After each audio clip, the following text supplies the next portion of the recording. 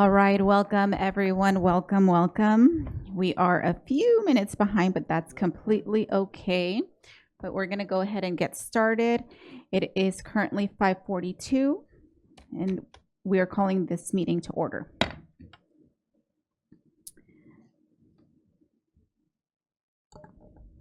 (2.2), we're going to do presentation of colors. Presentation of colors is by the San Bernardino City Unified School District Police Honor Guard under the leadership of Sergeant Alberto Sandoval.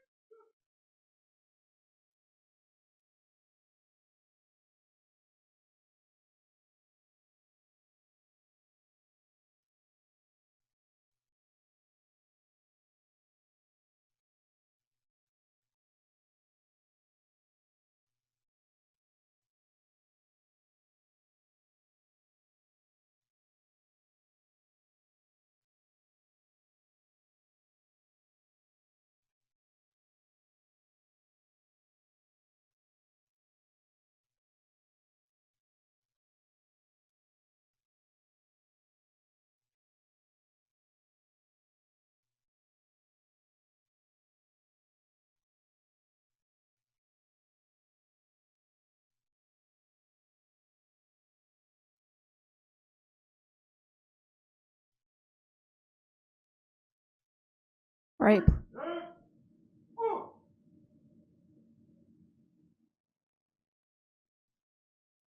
All right, go ahead and put your right hand over your heart and ready, begin. I pledge allegiance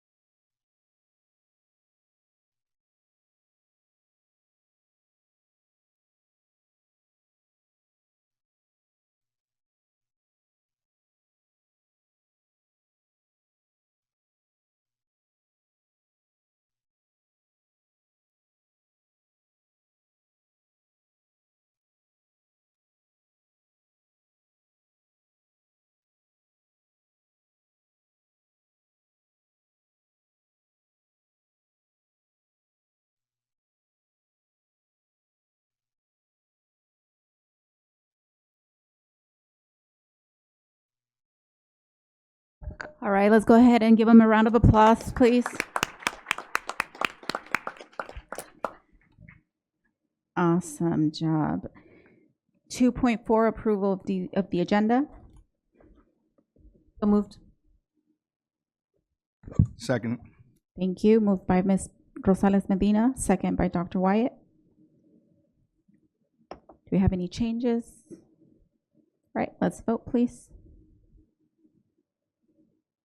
Mr. Barrios? Aye. Ms. Martinez Sosa? Aye. And Ms. Akinyemi? Aye. Thank you.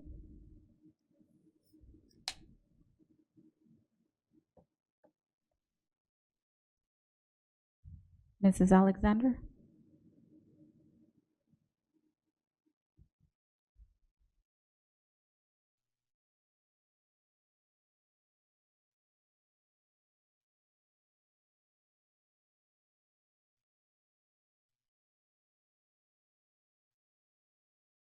If you can hear me, just give me a thumbs up.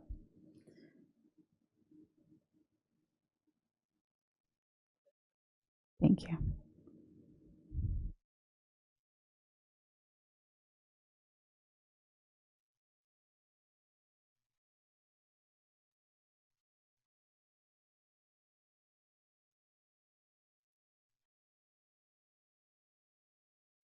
It's not populating, so I'm just going to do a roll call.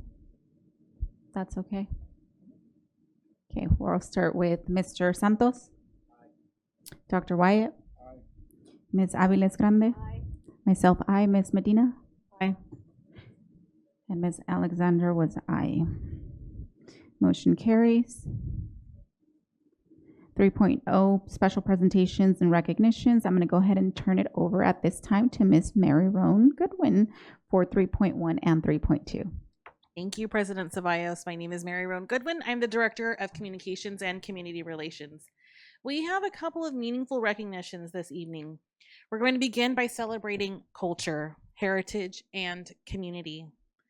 At this time, I'm going to ask our board members and Superintendent Mauricio Arellano and our executive cabinet to remain at the dais so you can fully enjoy this special cultural presentation. Our district is proud to recognize May as Jewish American Heritage Month, a time to celebrate the rich history, culture, and lasting contributions of Jewish Americans to our nation, state, and of course locally. This evening, we are especially fortunate to have with us the talented students from Palm Avenue Elementary School. Let's give them a round of applause. They are going to delight us with a musical performance honoring the work of renowned Jewish American composers Danny Elfman and Richard Sherman. They'll be performing at the rear of the community room to accommodate all of their instruments. Please join me once again in welcoming these students, and also they're performing today under the direction of program specialist Paul Locke. Although these are instrumental versions of the songs, they are going to, I hope you're going to recognize them. One of them is the Tiki Room, and Richard Sherman, who produced Just Another Day. So thank you. Take it away, Palm Elementary.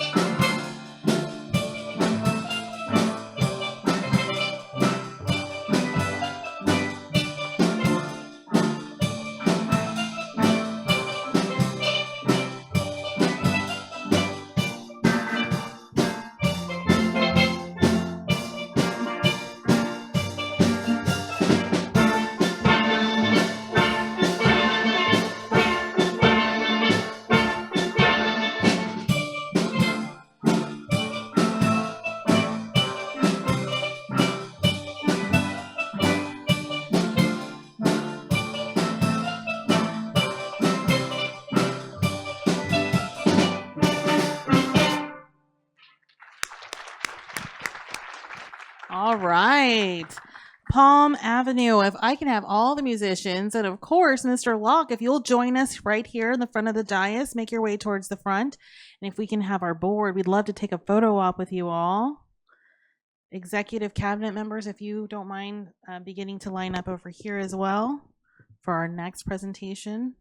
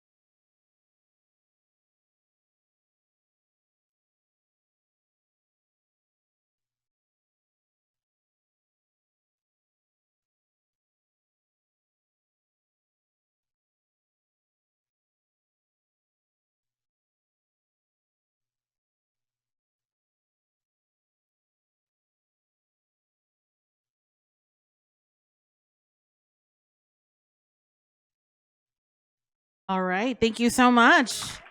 Thank you for helping us honor Jewish American Heritage Month. Board and Superintendent, please remain standing for one more recognition this evening. Executive Cabinet, you're already there. Great. Now it is time to celebrate student brilliance. Thank you, Palm students. Celebrate student brilliance of excellence across our district. The Board of Education is proud to recognize a standout Cajon High School senior whose hard work, discipline, and passion for the game of golf have turned him into an extraordinary opportunity. Andrew Soriano, please come forward with your family. Andrew has been accepted into the highly selective University of Nevada, Las Vegas PGA Golf Management Program, which admits only about 24 students each year from across the nation. It's been a long journey for Andrew. He proudly participated in the EXL golf program starting in middle school. Mr. Shackelford, please come join us in the front as well. This fall, he'll embark on the prestigious UNLV program, which is designed to prepare the next generation of leaders in the golf industry. Students receive a comprehensive education that blends business, hospitality, and hands-on golf operations. Andrew's acceptance into this elite program is a testament to his dedication both in the classroom and on the course. He represents the very best of Cajon High School. We're excited to see all that he will accomplish as he takes this next step forward toward a bright future. Audience, please help me in congratulating Andrew Soriano.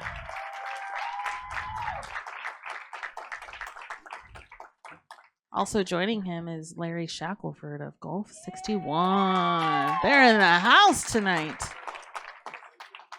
Sure, and in fact, let's get a group picture if you participate in Golf 61. Let's go. Or is it? Yeah, come on in. Teamwork makes the dream work, right, Andrew?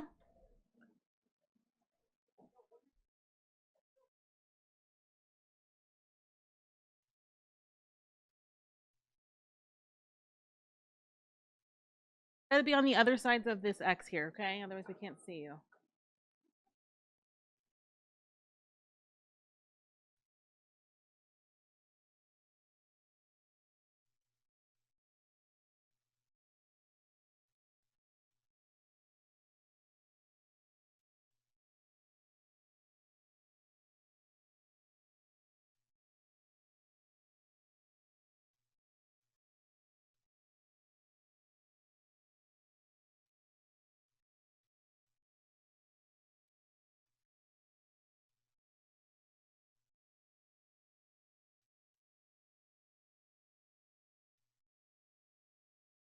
All right, audience, let's give Andrew a well-deserved round of applause for representing SBCUSD with excellence. This concludes this evening's special presentations. At this time, I'll turn the floor over to Board President Mayra Ceballos.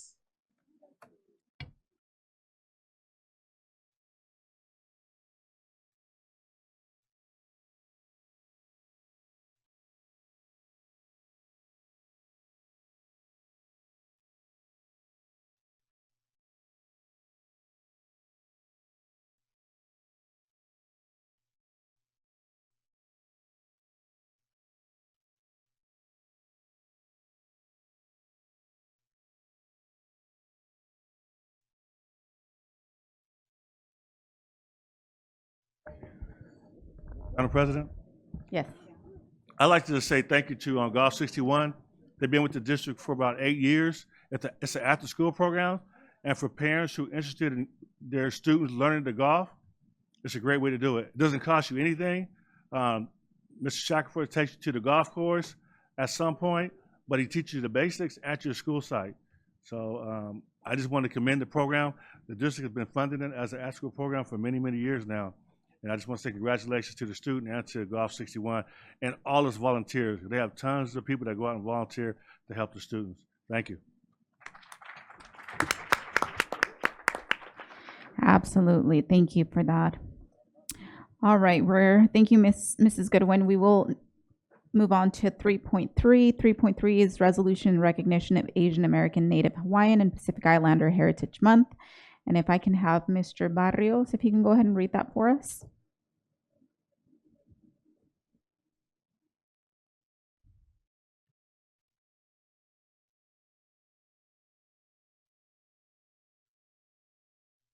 Resolution in recognition of Asian American, Native Hawaiian, and Pacific Islander Heritage Month.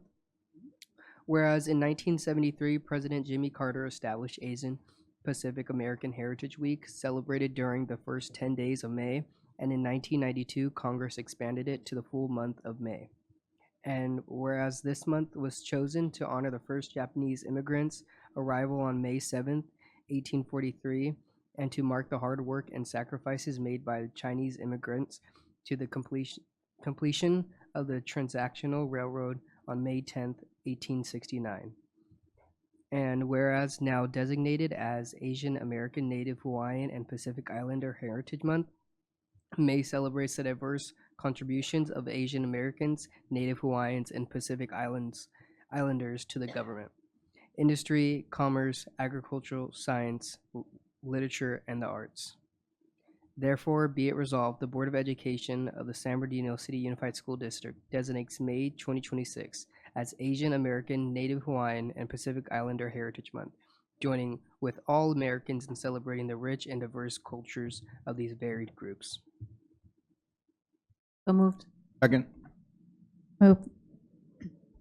Moved by Ms. Rosales Medina, second by Dr. Wyatt. Vote, please. Mrs. Alexander? Aye. Thank you. Mr. Barrios? Aye. Ms. Martinez Sosa? Aye. Ms. Akiniemi? Aye. Thank you.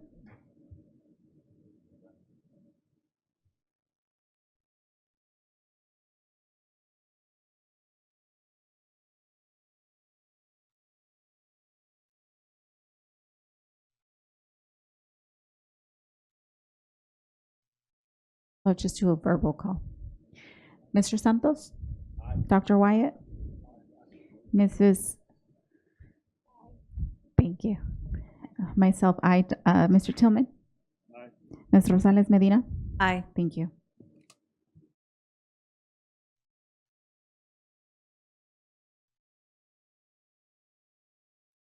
Motion carries. 3.4 resolution in recognition of Jewish American Heritage Month. Ms. Martinez Sosa, could you read that for us?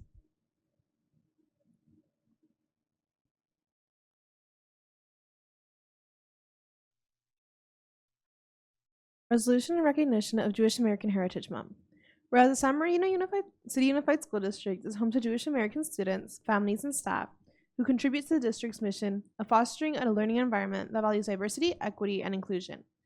And whereas in 2006, Jewish American Heritage Month was established by President George W. Bush. And whereas Jewish Americans encompass a rich diversity of religion, culture, and ancestry.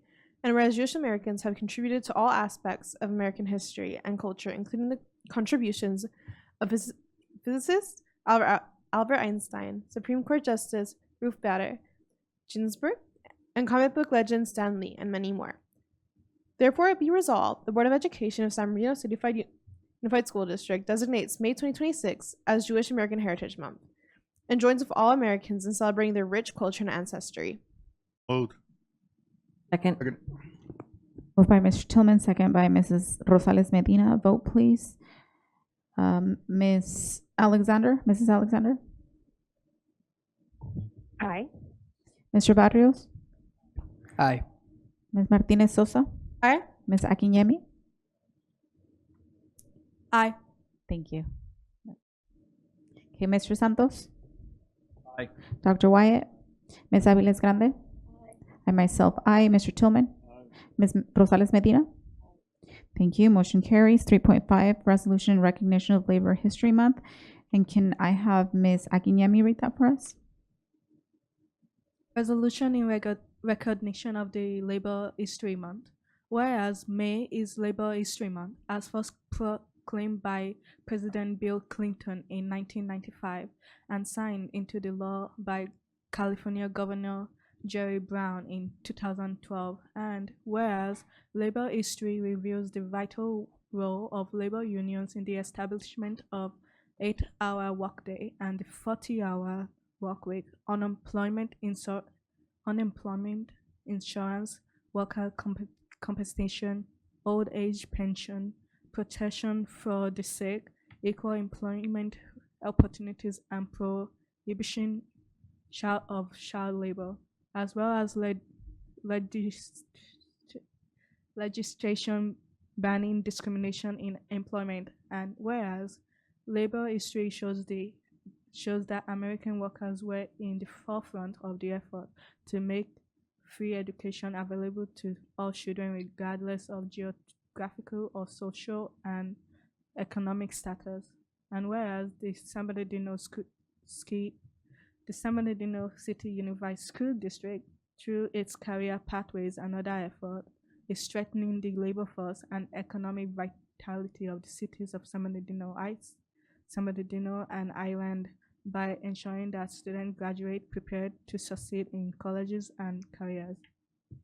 Therefore, be it resolved, the Board of Education of the San Bernardino City Unified School District hereby declares May 2026 to be Labor History Month, and schools are encouraged to commemorate this month with appropriate educational exercises that make students aware of the roles the labor movement has played in shaping California and the United States. Moved. Second. Moved by Mr. Tillman, second by Mrs. Rosales Medina. Vote, please. Mrs. Alexander, Aye. Mr. Barrios, Aye. Ms. Martinez Sosa, Aye. Ms. Akinyemi, Aye. Mr. Santos, Dr. Wyatt, Ms. Aviles Grande, myself, aye. Mr. Tillman, Ms. Rosales Medina. Aye. Motion carries. Thank you. 3.6, resolution in recognition of Williams Syndrome Awareness Month. Can I have Mr. Santos read that for us, please?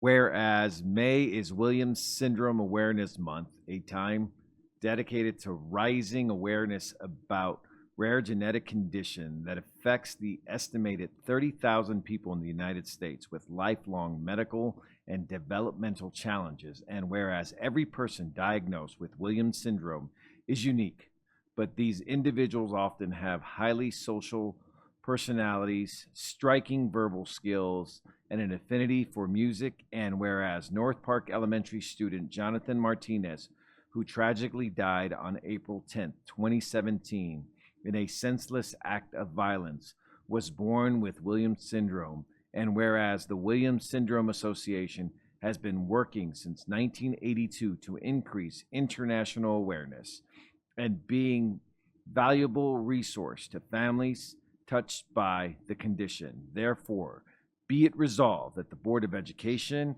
of San Bernardino City Unified School District hereby proclaims May 2026 as Williams Syndrome Awareness Month and takes this opportunity to honor the memory of Jonathan Martinez and remember him as a happy child who was social, friendly, and endearing. So moved. Second. Thank you. Moved by Mr. Tillman, second by Dr. Wyatt. Did you second that? Thank you.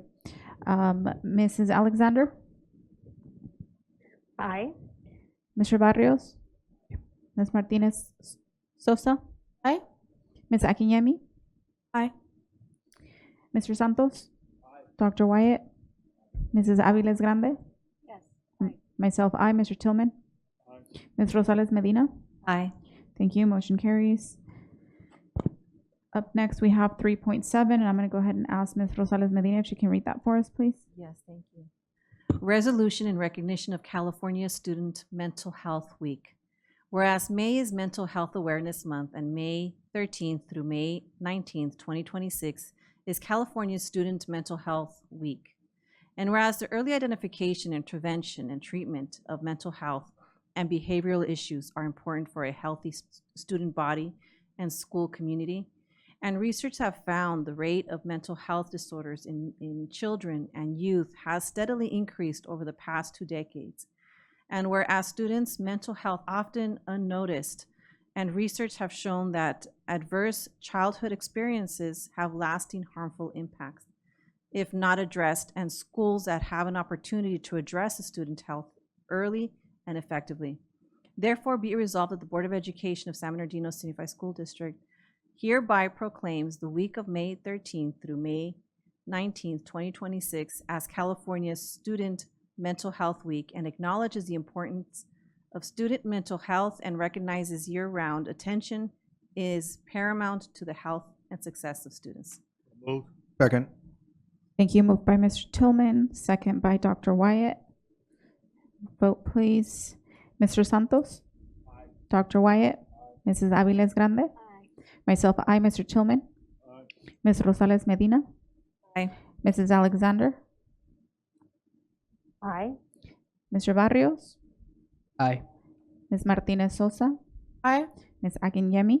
Aye. Motion carries. 3.8, Resolution of National Teacher Appreciation Week. And can I have Dr. Wyatt read that for us, please? Thank you, Madam President. Recognition of National Teacher Appreciation Week, California Day of the Teacher, and SBCUSD's Day of the Teacher. Whereas National Teacher Appreciation Week is observed annually during the first full week in May and sponsored by the National PTA, and whereas the second Wednesday in May is recognized as California Day of the Teacher, which arose out of legislation co-sponsored by the California Teachers Association and the Association of Mexican American Educators and adopted in 1982.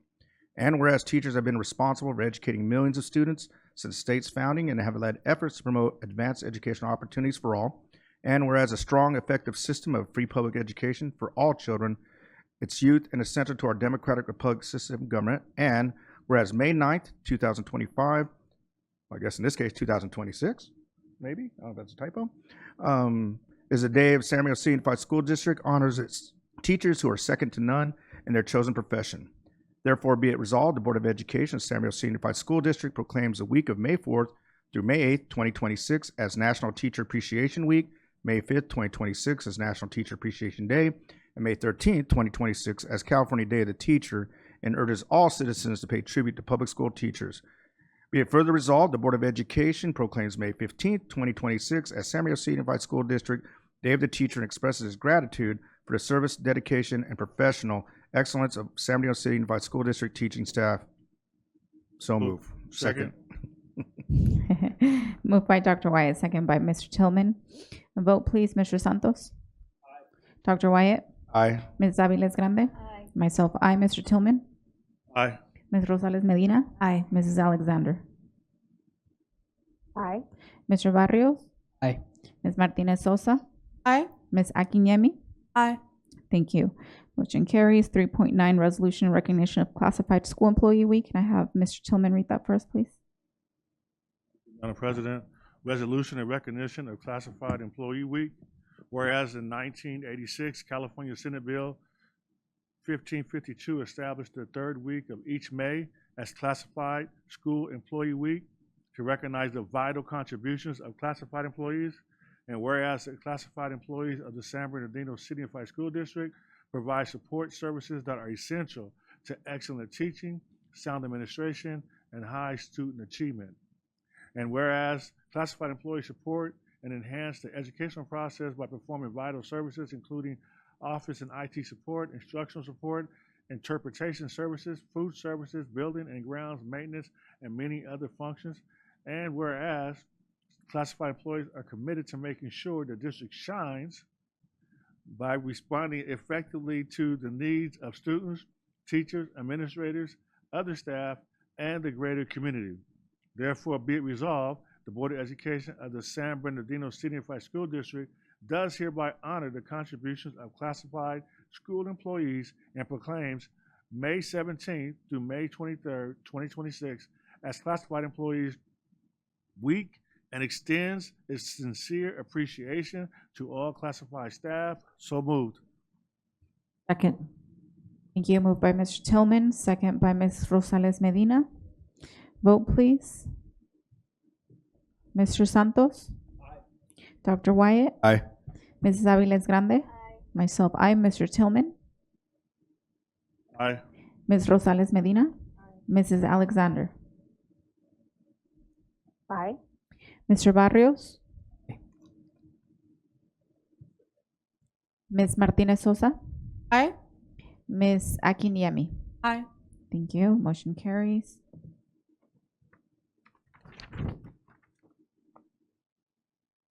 Okay, we're going to go ahead and move on to 4.0 public comments.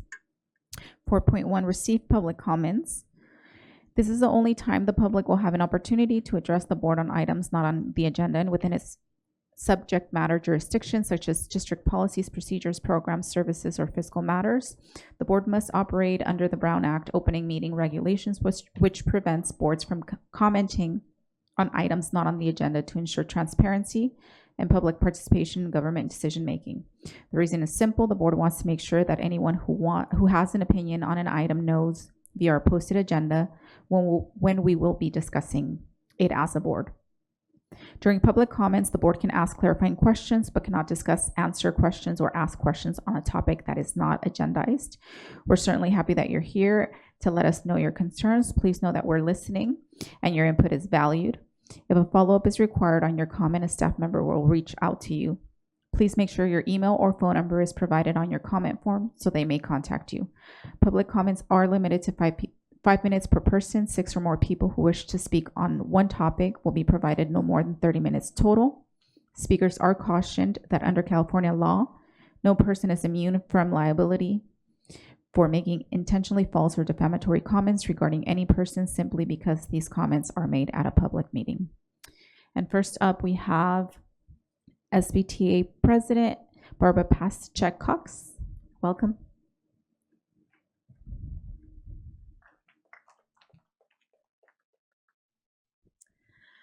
Well, good evening, President Ceballos, Vice President Aviles Grande, Mr. Arellano, and esteemed members of the board and cabinet. My name is Barbara Paschek-Cox, and I proudly serve as the president for the San Bernardino Teachers Association.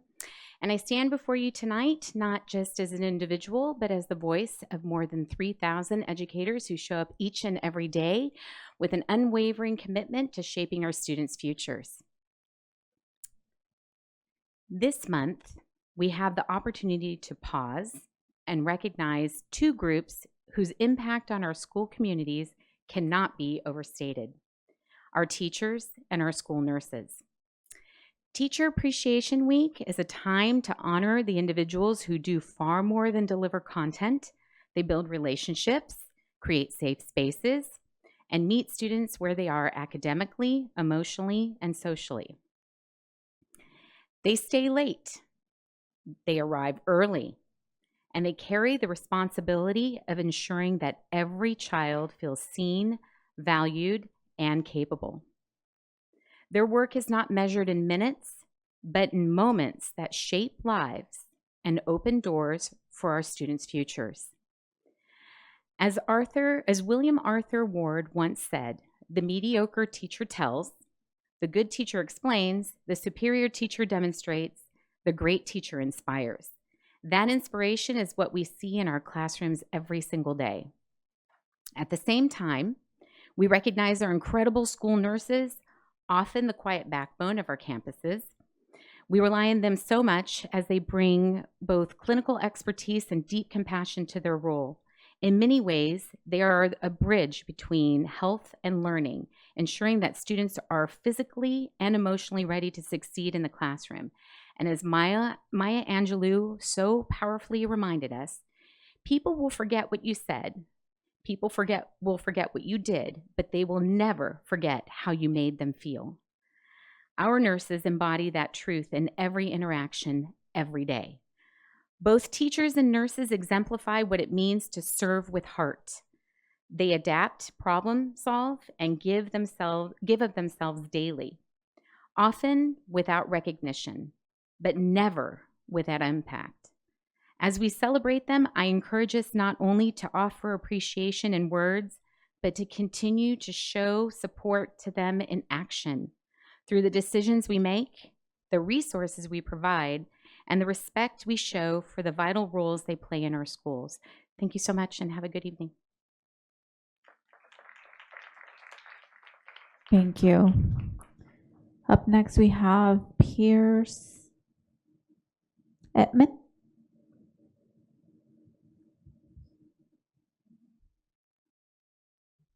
Welcome. You can bring the mic down. Yeah. Mm-hmm. Thank you. Did I pronounce your last name correctly? No, it's Pierce Eatman. Eatman. I apologize. Welcome. Okay. Thank you. Good evening. My name is Pierce. I am a third grader. 2 years ago, I started my own small business, bracelet shop, and pens by Pierce, and portion of my sales goes to Helping Hounds, my charity that helps homeless people care for their dogs. But today I want to talk about something bigger. We can be the beginning to end of systemic racism. Sometimes people are treated different because how they look or because they have different briefs. This isn't about charging rules, it's about changing hearts. Kids who look like me need to know that when we ask a grown-up for help, like a police officer, teacher, or neighbor, that they will treat us like their own kid. And respect and kindness. It's not just about race, it's gender, where a person is from, and so much more. In my family, we are difficult, racist, bellists, opportunities, but we still love and listen to each other. I need 3 things from you. Promise to be a safe space. If someone asks you for help, treat them like you're looking at a mirror. Wear this button to display a sign to let kids and people know you won't hurt us. 3. Tell everyone about Safe Space and it will grow. Shout out to Darren, Aaron, and Hunter, the Colton firefighters who were the first to wear my buttons. And thank you to John, my city council rep, for his support. Thank you.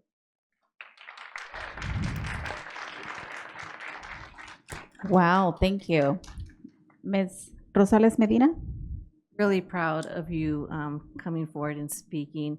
And a great note is that back in 2017, we did pass a safe zone resolution in many of the ways of what you wrote down. So I want to just also recognize that we believe the same things as well. Thank you.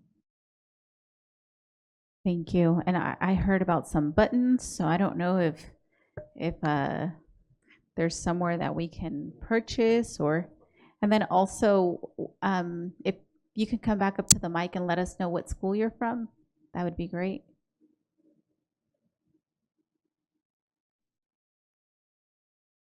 I am from Savant Preparatory Academy of Business, and these are my buttons that I am selling to people who are like, if they're not safe, then they would get to have buttons so that people would know what or if they are safe or not.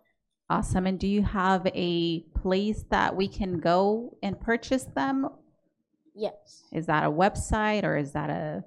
I think it's a website. Okay.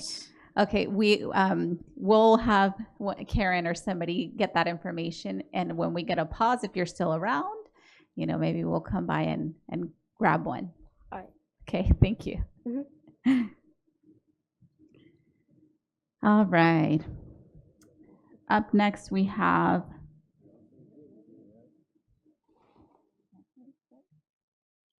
Larry Shackleford.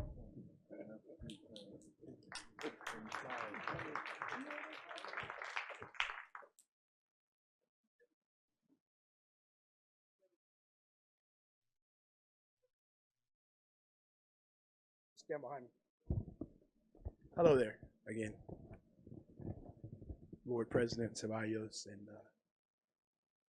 Board Superintendent Ariano. You guys, come on, let's go. What's happening? Everybody walk up here. OKC style. So really, this is about thank you. That's it. Because Mr. Tillman mentioned when we were doing the Andrew thing, how long we've been doing this. And some of you been here the whole time, right? And Superintendent Ariano, Dr. Rodriguez, and her, the people in EXL, everybody has been very supportive of what we've been trying to do. And Superintendent Ariano said earlier in the swearing in of the new chief, he said San Bernardino students can compete.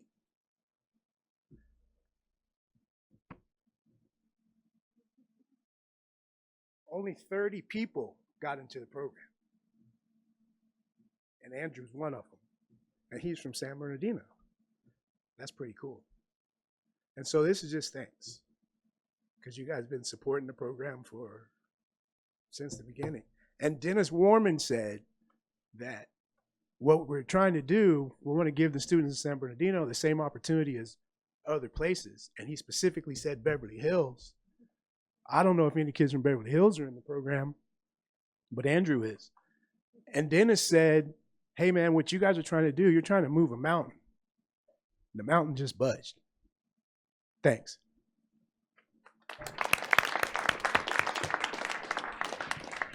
Thank you for coming out, and once again, congratulations. It's a huge accomplishment, and I kind of overheard as you were coming up here that you started golfing when you were in 8th grade, I believe. So just imagine if you would have started in elementary school. So, awesome, awesome job, and congratulations once again. Of course. Congratulations, young man. I need you to promise me something. When you get there, and if they ask you, you're from San Bernardino, your answer is going to be, you're darn right. You promise me? All right, man. All right. Ms. Aviles Grande. I push my own button. I just have a question. Do I see an opening here to have a golf course on our school district? They could start at 4 years old, like Tiger Woods, or just a thought. It's just a thought. Thank you. That's all. Thank you. Up next, we have Eva Flores.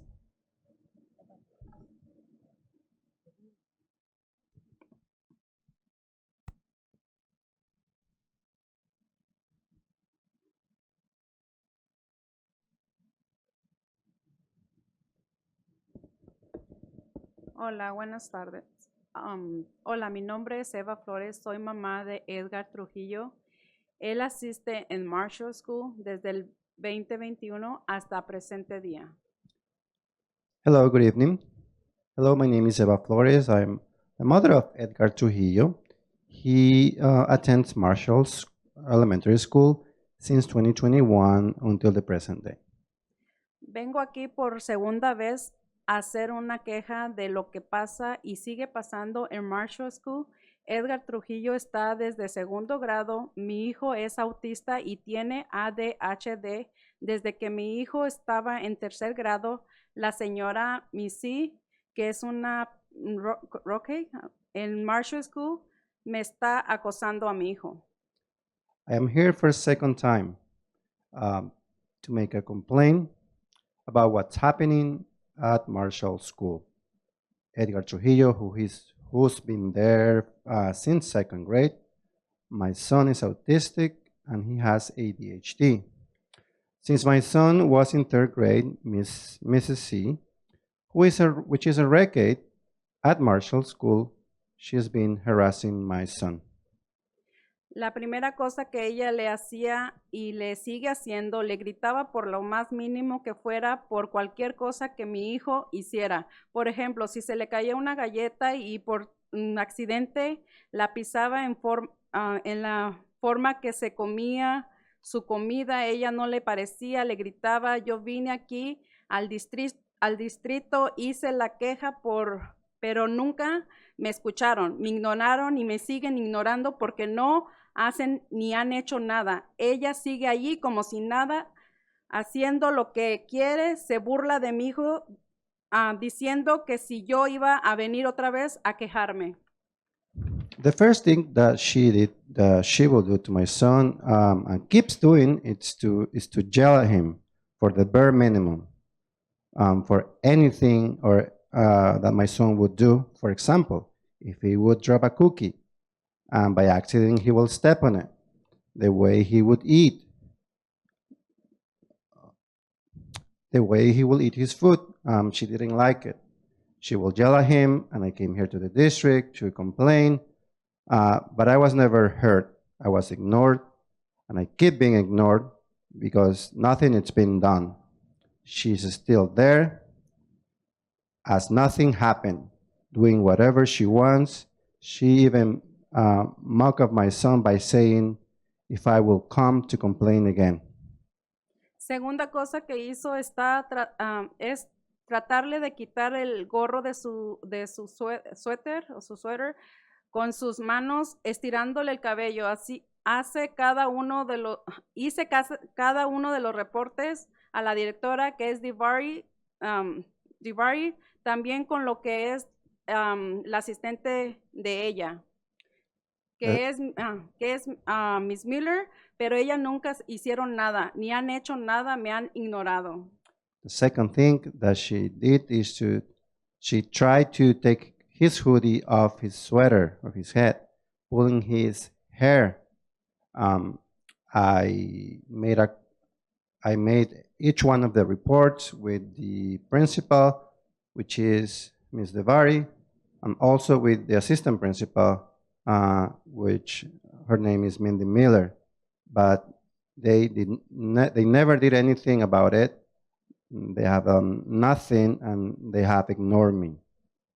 Tercera cosa que Marcela Curiel, que es la Roque, que es mi sí, quiso bajar a mi hijo de un columpio tratando de detenerlo sin importarle que se pudiera caer. Y como mi hijo le decía que se esperara, que se parara el columpio, pero ella con coraje se acercó a su carita y a mi hijo y diciéndole 5 veces la palabra F.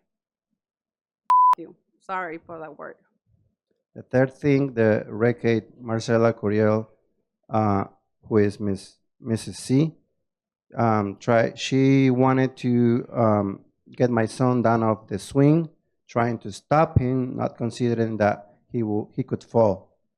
And as my son will tell her to wait for him to stop, she will be angry and come close to his face, or to the face of my son, and will say the word F 5 times. I'm sorry for saying that word. Hice reporte a la policía, al distrito, vine aquí a hacer la queja, a pedir ayuda, pero como siempre no han hecho nada, solo pusieron a una persona que es como detective de investigar cosas, como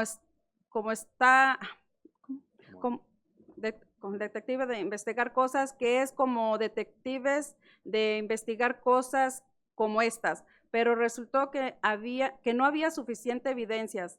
Aunque la señora Missy le confesó a Divari, la directora, sí le había dicho esas palabras a mi hijo cuando tuve una junta con ella, pero claro, ellos no van a decir nada, no le dijeron nada a la detective, pues porque son amigas. So I reported it to school police. I even came here to complain, to ask for help. But as always, nothing has been done. They just put a person, like a detective, to investigate the things like this. But it resulted that there were not sufficient evidence. And even though Ms. C confessed to David Avari, the principal, that she had said those words to my son when I had the meeting with her, but sure that they were not going to say that to the detective. Sorry, I'm just about to finish. That Miss C, they were not going to say that to the detective because Miss C and them are friends. Y entre ellas se cubren las espaldas sin importar el sentimiento de mi hijo, y no nomás de mi hijo, porque ha hecho más cosas a otros niños para lástimamente los mamás les da miedo levantar la voz porque esto pasa, nunca nos escuchan, nunca escuchan a los niños, los ignoran. Por eso hay niños que caen en depresión y se llegan a lastimar por cosas así, porque no son escuchados. They cover their own backs without considering the feelings of my son. Not only my son, because there's more things that have been done to other children, but unfortunately, moms are scared to raise their voice because this happens and we are never heard. They never listen to the children. They ignore us and they ignore the children. That's why they get depressed, and sometimes they try to hurt themselves for things like this because they are never heard. A consecuencia de todo esto, lo castigaron, lo sacaron de la escuela para cargar sillas de un lado a otro y lo pusieron a lavar los trastes por 3 horas. Mi hijo se quemó sus manos y su carita. Hay pruebas de todo esto y aún así, la señora Gloria Solís, la investigadora del distrito, solo dijo que no había suficientes evidencias. De verdad, pues wow. Y como siguen pasando el día 4, 30, 26, acusaron a mi hijo que había escupido a un niño, que se había metido al baño para usar el baño. Mi hijo me decía que no, llorando, entró en pánico y por 3 días no pudo ir a la escuela, no fue a la escuela. As a result of all this, and as a punishment, he was pulled out of class to carry chairs from one place to the other. Also, he was made to wash the dishes for 3 hours. My son burned his hands and his little face. There are proofs of all this. And even with all that, Mrs. Gloria Solis, who is the district investigator, she only said that there was not enough evidence. Well, wow. And things keep happening. On April 30th of 2026, my son was accused that he had spit to another child. Also that he had entered the bathroom to stare at another child using the restroom. My son will tell me, crying, that he did not do it. He even panicked, and for 3 days, he did not go to school. Cuando le hablé a la persona que supuestamente estaba haciendo el reporte, que era Miss Miller, la asistente de la directora, me trató de explicar lo que había pasado. Yo le dije, yo conozco a mi hijo y jamás haría eso. Tuve que llevar a mi hijo para que lo afrentara al otro niño. No duró ni 3 minutos cuando dijo, disculpa, pero el niño dijo que no era Edgar Trujillo, y yo enojada le dije, ¿y qué vas a hacer con el sentimiento de mi hijo? Y ella, grosera, me contestó, pues tú a ver cómo le haces. Ujú.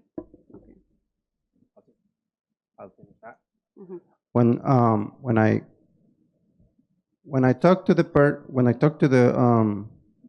person that supposedly was doing the report, it was Miss Miller, the assistant principal. I tried to explain what had happened, and I told her, I know my son, and he will never do that.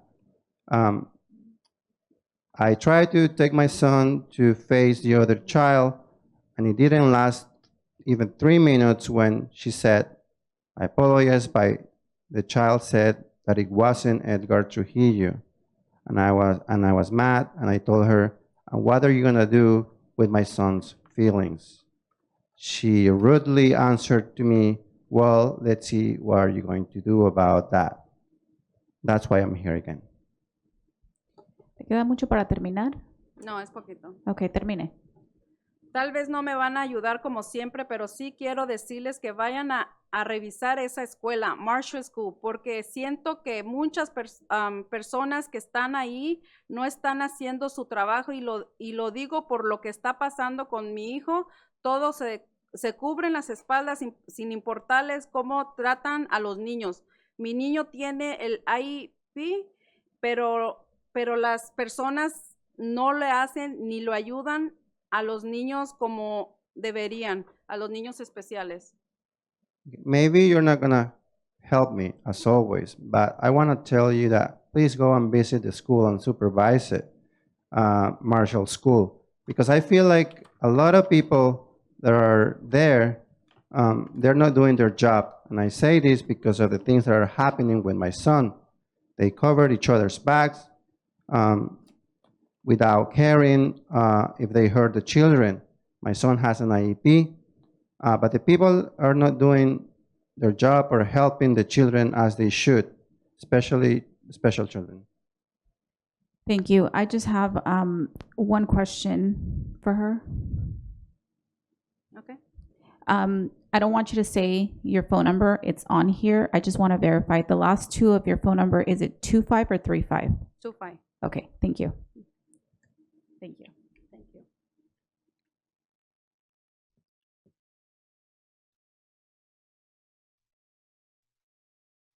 Up next, we have Orlando Soriano.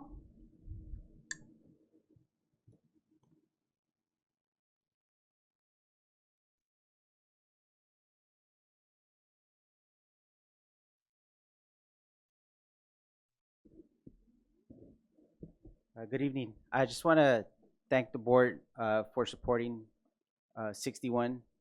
I just want to let you know that you guys are doing a great thing here.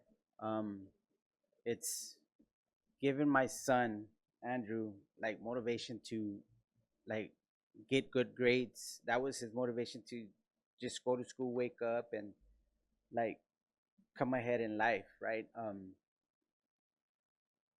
Last year, golf was about to get canceled at Cajon, as some of you already well know. And because of you guys, it didn't happen. It came back. Support from Larry and his crew, and Brianni and the coach, they stepped it up, figured out what needed to be done. And this year, there was 15 kids, and there's more coming. 61 is just gonna like put so many. It's, the girls also. So I just wanted to thank you guys. I appreciate it very much. That's your result. Thank you.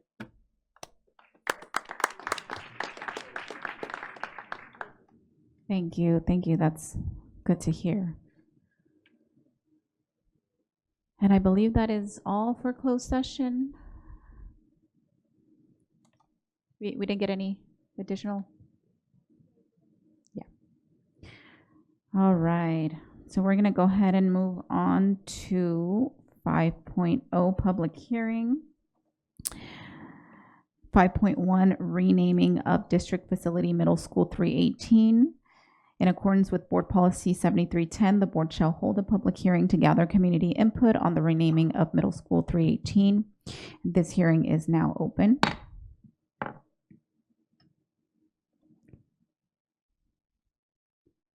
And do we have any? No comments.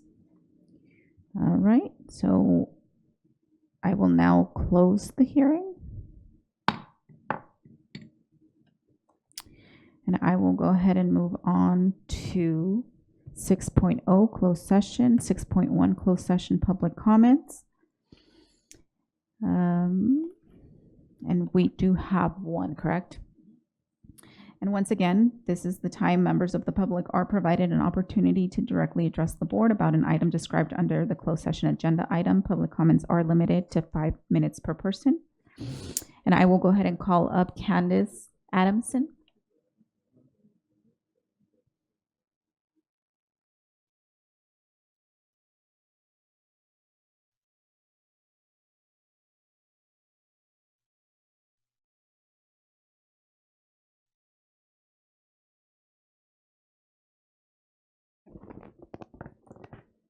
Hi, good evening, members of the board, Superintendent Ariano. My name is Candace Adamson, and I've served the San Bernardino City Unified School District for 19 years, including more than a decade in site and district level leadership roles. It came to my attention this morning that my case is on tonight's closed session agenda. I became aware of this only after I requested a status update yesterday from the Assistant Superintendents of Human Resources. Sorry, I'm a little nervous. At a meeting this morning, I was informed that my case would be considered by the board tonight.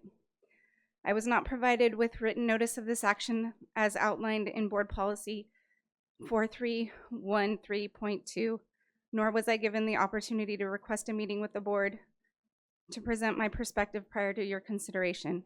Because of that, I'm respectfully requesting one of the following. First, is my preference would be that you postpone this item to a future meeting. I understand that the board has until June 30th to take action, and this would allow time for a complete and informed review of all relevant information. I am also formally requesting the opportunity to meet with the board in closed session prior to any vote. Second, if the board chooses not to postpone the item, I respectfully request the opportunity to address you in closed session this evening before any decision is made. Third, if neither of these options is granted, I respectfully request that the board vote no on the recommendation at this time. Because this matter is confidential, I cannot discuss in full details in this public setting. However, I can say that based on my understanding, the board may not have full knowledge of all relevant information necessary to make a fully informed decision. Upon my reviewing my personnel file this morning, there are missing key documents from my personnel file. I submitted a detailed written response on March 19th addressing the stated loss of confidence referenced in the recommendation. As of today, I have not received any information whether my response was reviewed or included in the materials provided to you. If you've not had the opportunity to review that response, I respectfully ask that you do so before taking action, and I have copies for you tonight if necessary. Over the past 19 years in the district, my work has been consistently aligned with and advanced the District Vision 2030 mission. My leadership has focused on strengthening student achievement, building systems of support, and expanding college and career pathways, ensuring equitable access and outcomes for all students. As recently as June 2025, I received a highly positive recommendation from my supervising principal affirming my leadership effectiveness and contributions to student achievement and staff development. That feedback reflects a continued pattern of confidence in my leadership immediately prior to my current assignment. My leadership has always centered on relationships, clarity, and student-focused systems because I believe those are the foundations of strong schools and lasting impact. I remain committed to serving this district, supporting our students, and contributing to the continued success of our schools. I respectfully ask that you ensure any decision made reflects a complete and accurate understanding of my professional record and the context surrounding the recommendation, and thank you for your time and consideration this evening. Thank you. And then if you have any forms, you can drop them off. Karen? Thank you.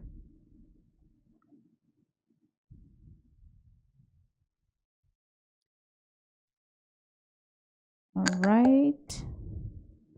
6.0.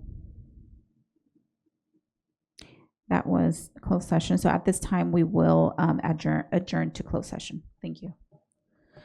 All right, we're going to go ahead and get started.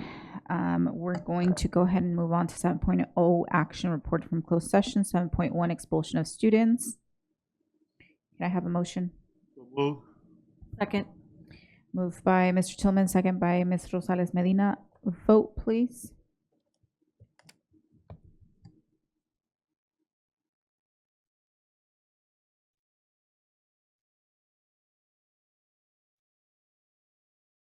Oh, but I got rid of it because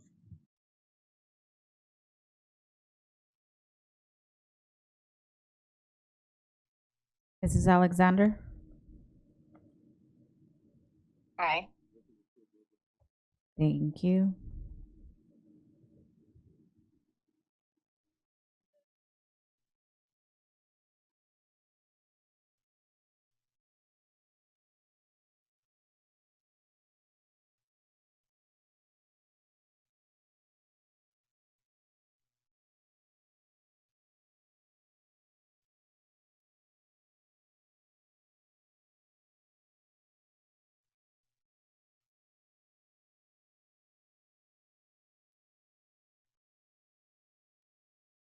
So there was a couple of us that were able to vote. Did you get that on your end? I'm missing Ms. Medina and Mr. Tillman. Okay, Mr. Tillman Aye. ayed. And then, Aye. thank you.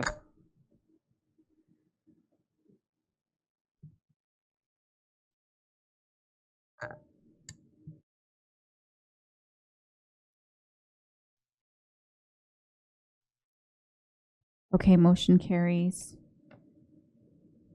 7.2, student recommended for expulsion, excluding mandatory offenses, be remanded to youth court for other means of correction. Can I get a motion? move. Second. Thank you. Moved by Mr. Tillman, second by Mr. Santos. Vote, please.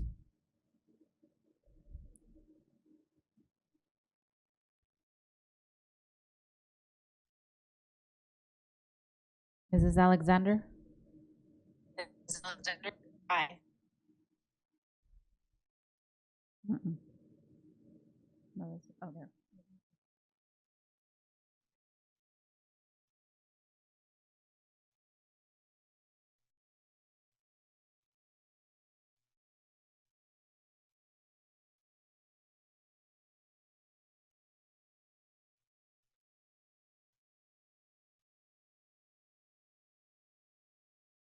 Okay, Mr. Santos? Aye. Thank you.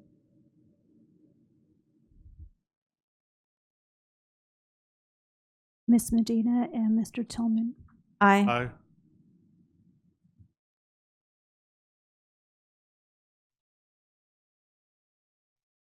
Motion carries. 7.3, petition to expunge, rescind, sealing of records, or modify youth court or expulsion. Can I get a motion? So moved.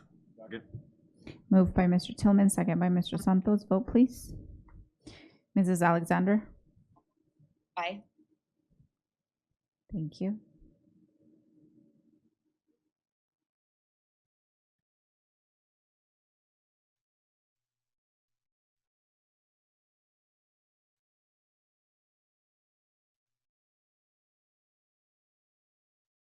Okay, I think we'll just do verbal.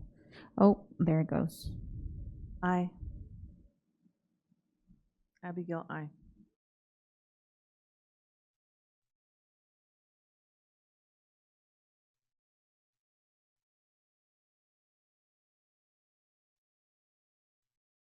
Mr. Tillman?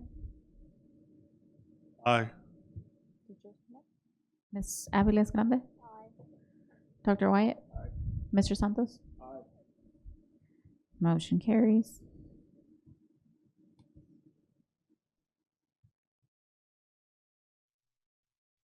Seven point four, certificate management reassignment.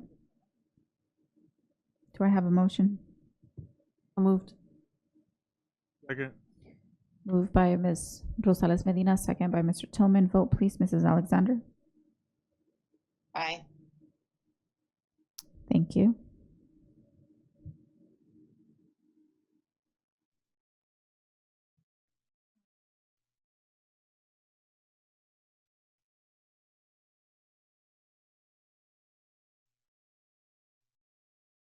Mr. Santos? Dr. Wyatt? Ms. Aviles Grande? Mr. Tillman? Ms. Rosales Medina? And then mine didn't come up, so I pressed aye. Motion carries. 7.5, certificated management reassignment. Can I get a motion? So moved. Second. Moved by Mr. Tillman, second by Mr. Santos. Vote, please, Mrs. Alexander. Aye. Mr. Santos? Aye. Dr. Wyatt? Ms. Aviles Grande? Myself, aye. Mr. Tillman?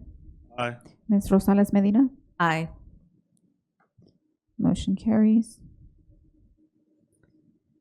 7.6, consideration and adoption of resolution elimination / layoff / or reduction in service of classified personnel. So moved. Second. Moved by Mr. Tillman, second by Mr. Santos. Vote, please. Mrs. Alexander? Aye. Mr. Santos? Dr. Wyatt? Mrs. Aviles Grande? Myself, aye. Mr. Tillman? Aye. Mrs. Rosales Medina? Aye.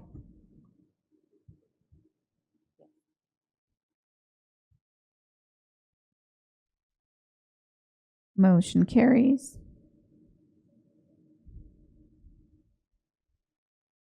Be it resolved, the assignment of the classified employees identified in Exhibit 8A attached hereto is hereby eliminated effective at the conclusion of the 2025-26 school year. Such employees shall be given appropriate notice by the superintendent or designee of the elimination of their services, with such notice to be given on or before May 14, 2026 in the manner prescribed by law.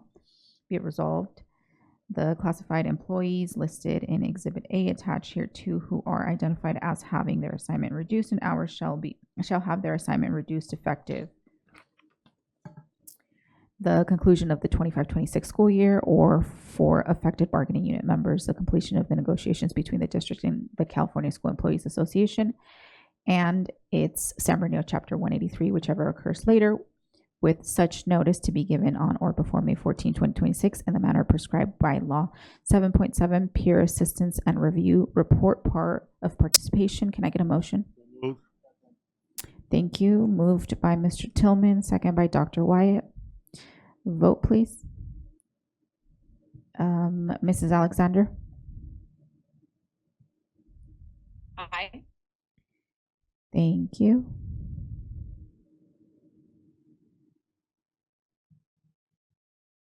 Mr. Santos, Aye. Dr. Wyatt, Ms. Aviles Grande, myself, aye. Mr. Tillman, Ms. Rosales Medina. Aye. Thank you. 7.0 other closed session action. There is none at this time. 8.0 student board members. 8.1 reports and comments. And I'll go ahead and start with Mr. Barrios first. Hello everyone, my name is Carlos Barrios and I'm the student representative of Cajon High School. I'd like to start off by thanking our custodial staff for being the backbone of our campuses, creating safe and clean environments for all students. From personal experience at Cajon, our custodians frequently go above and beyond for our students, making them a vital part of our district.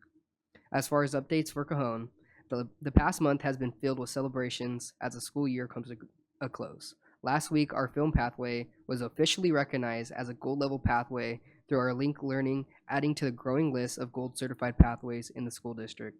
Additionally, we want to wish good luck to our seniors participating in the IB exams this month as they work hard to earning their IB diploma and college credit. We also kicked off Mental Health Awareness Month on May 1st with the Mental Health Fair, where students and clubs came together to spread awareness and support mental health wellness on campus. Later that day, we held our Wild West Spring Fest after school, which included clubs, vendors, and community activities for everyone to enjoy. Lastly, our Auto Pathway and Film Pathway students took a weekend trip to Yucaipa Regional Park, where they presented at the SoCal STEAM Challenge. Students built and raced boats against other schools from across the Southern California area and presented a PSA video about the importance of water conservation. As far as San Gorgonio High School, they also had a lot to celebrate with, first, a big congratulations to the students honored at the reclassification celebration. We're proud of their hard work and achievements. Prom was also a success with 274 students in attendance, creating a fun and memorable night. As a reminder, Saturday school is available every week with no sign-up required and meals provided, making it a great opportunity for students to stay on track. Lastly, congratulations to the recognized Spartan athletes for their dedication and accomplishments, and thank you for their continued support. And as for Middle College High School, their National Honor Society recently held an appreciation dinner this week, where all seniors will be attending the Avid Senior Recognition Ceremony. And on Thursday, several seniors who received scholarships from San Bernardino Valley College Foundation will be in attendance of a special recognition ceremony. And next Saturday, an impressive 83% of senior class graduates will be graduating with one or more associate's degrees while participating in the San Bernardino Valley College commencement. This highlights the importance of our school district's connection to local colleges and universities. I'd also like to mention that our Slack meeting had a lot of students engaging with each other, brainstorming and recreating hands-on real situations on their campuses that they feel like they can improve. We also distributed information and applications for next year's student board members who will be chosen at our next meeting. And to end my updates for today, I'd like to thank the board and their continued support in providing students with opportunities like the ones I spoke about today. These experiences help us grow our skills and prepare us for the future success, as well as giving another big congratulations to Cajon's Film Pathway for earning its gold certification. It's truly well deserved. Thank you. Thank you, Mr. Barrios. Mr. Santos? And I'd like to congratulate Carlos on getting into UC Riverside and going to UC Riverside in the fall. That's right. Let's go Highlanders. That was my school. Awesome job. Up next, Ms. Martinez Sosa. Good evening, everyone. I'm Raimi Martinez. I attend and represent Indian Springs High School as a junior. I have a couple of appreciations I'd like to give out. So I'm going to begin actually with this event that our lovely Dr. Rodriguez had actually planned, was the American Girl Doll Tea Party.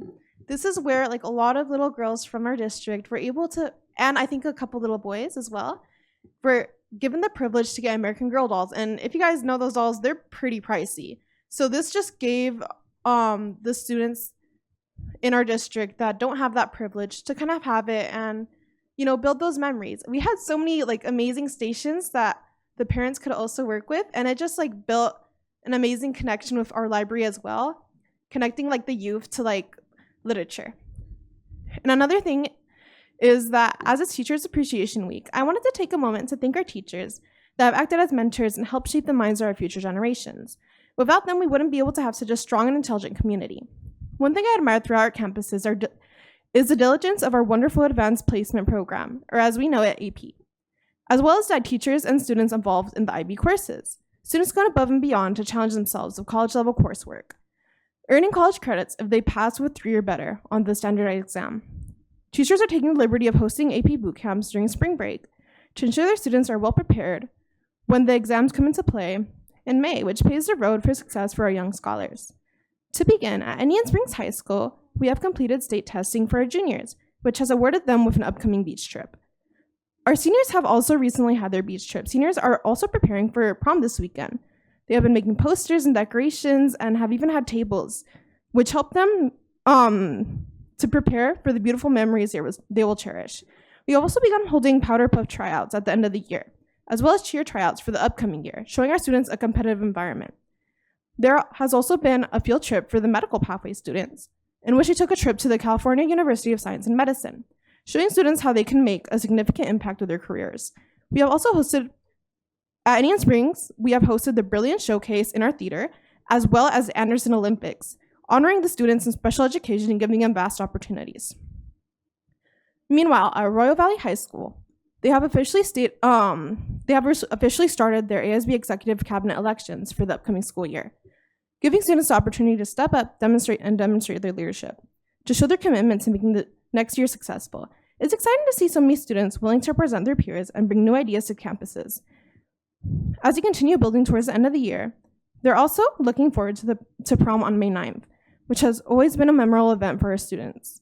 In addition, we recently celebrated Teacher Appreciation Week, and the way they showed it was teachers had a spirit week in which they could dress up.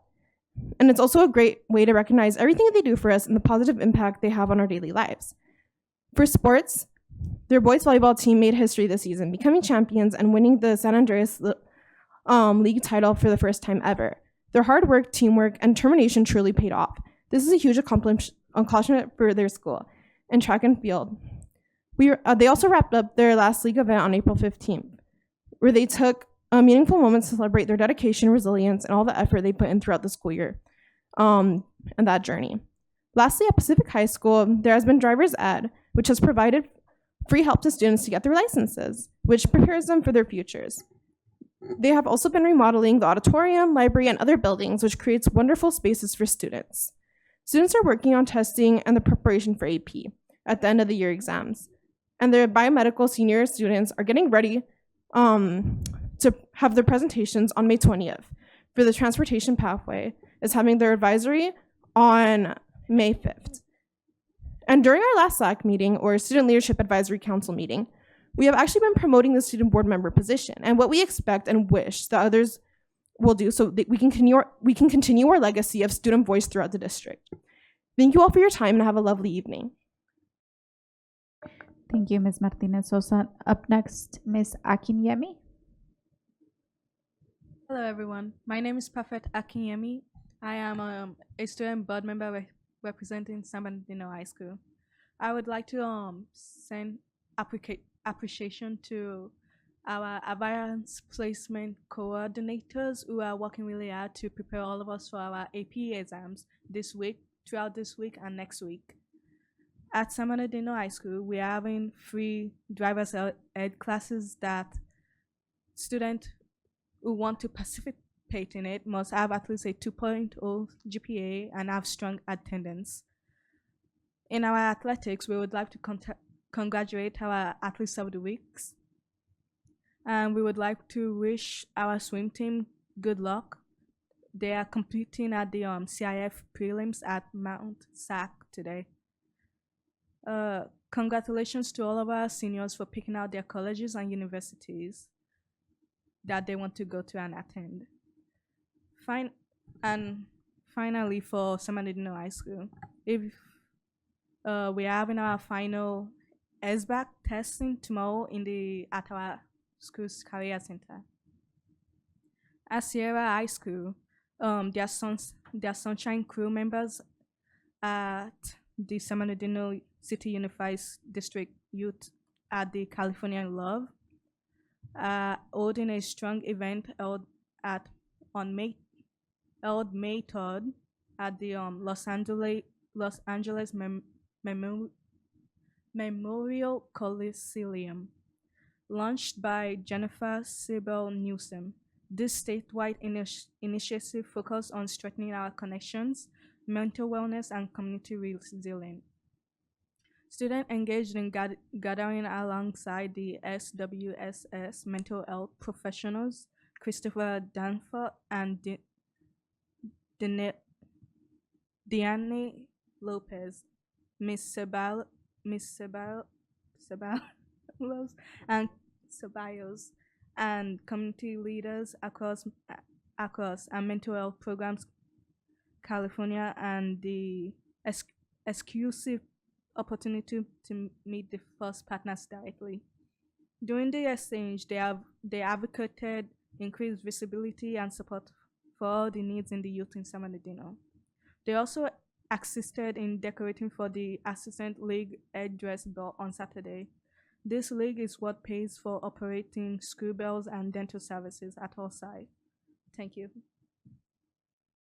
Thank you so much for that report.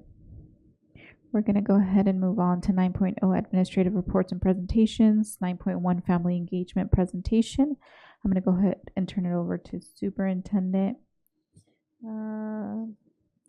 Assistant Sub Dr. Rodriguez. Thank you, President Ceballos. There are many great things here in San Bernardino, and I'd like to think that two of our superpowers that we have amongst many are, one, the resilience and brilliance of our kids, and the second is the support that we have from our parents.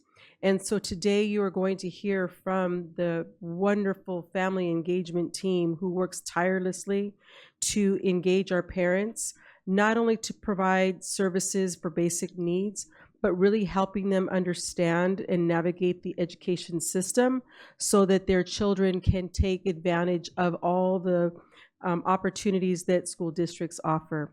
So today we present to you the Family Engagement Yearly Report.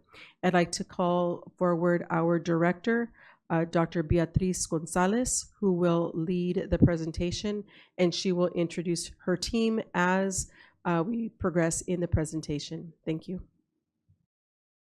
Thank you, Dr. Rodriguez. Good evening, President Ceballos, Vice President Aviles Grande, and esteemed board members, Superintendent Arellano, and Cabinet. Thank you for the opportunity to share our work today with you. As the Director of Family and Community Engagement, I'm proud to represent a team that's deeply committed to building meaningful partnerships with our families. And as you can see, we have families here and we have our team as well. And so tonight we're going to walk you through how we're shining through measurable strategic family engagement. Yay, I know how to use this. Okay, so our goal tonight is to do three things, as you can see on the board. First, we're going to show how we're measuring family engagement in meaningful ways. Second, we're going to demonstrate how my team uses data to inform and adjust all the work that they do. And third, we're going to provide an update on how this aligns with our community schools strategy. And this is about moving from engagement as an activity to engagement as a system and a strategy that leads to student academic success. And you all have a packet in front of you. We're going to be referring to it throughout the presentation, so just be mindful of that. Our vision and mission reflect our core priorities, and so I think I skipped this slide real quick. Okay, so when we talk about family engagement, what do we mean?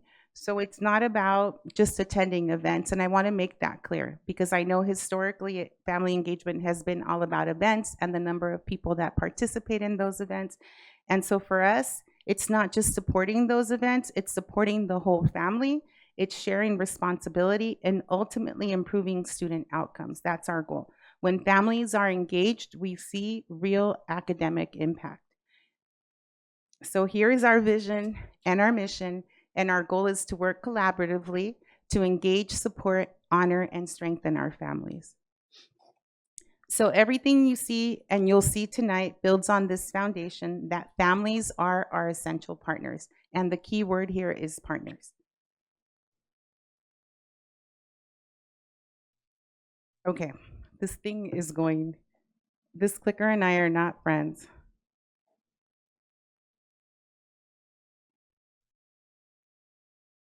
It's just going crazy. Just have someone click the mouse for you. Yeah, Just so say next and he'll click it. if we go to slide 6, there we go. Okay, here we go. I always have problems with this, so I apologize. Okay, so as you can see here, we use the research of Karen Mapp, Dr. Karen Mapp from Harvard, to guide our work. Everything that we do is revolved around the dual capacity framework that you see here. The key idea here is that we don't just expect families to engage. We build capacity for both families and educators in order to close the achievement gap. For educators, we focus on them partnering effectively with our families, and there's different ways that we go about it, and you'll see that today. And for families, we make sure that we support their learning confidently, and you'll also be able to see that. We build the capacity on both sides to close that gap. And so our guiding question here becomes, and you'll see it at the bottom, what are families telling us, and how do we respond in ways that build trust and capacity over time? So next slide. And so again, I just want to reiterate the fact that family engagement is not seen as an add-on. Instead, it's seen as a strategy to achieve district goals, including student achievement, equity, and school climate. This is critical because family engagement is the strategy for equity and achievement that leads to student academic success. So MAP's research, you're going to see it throughout this presentation. When done well, it accelerates learning, it strengthens relationships, and it improves systems. So you see an example of MAP's research here, and it's evident in the district that we serve. When family engagement is seen as a strategy, when families are engaged in meaningful ways, students perform better, educators shift to asset-based thinking, families become more confident, and schools become more responsive.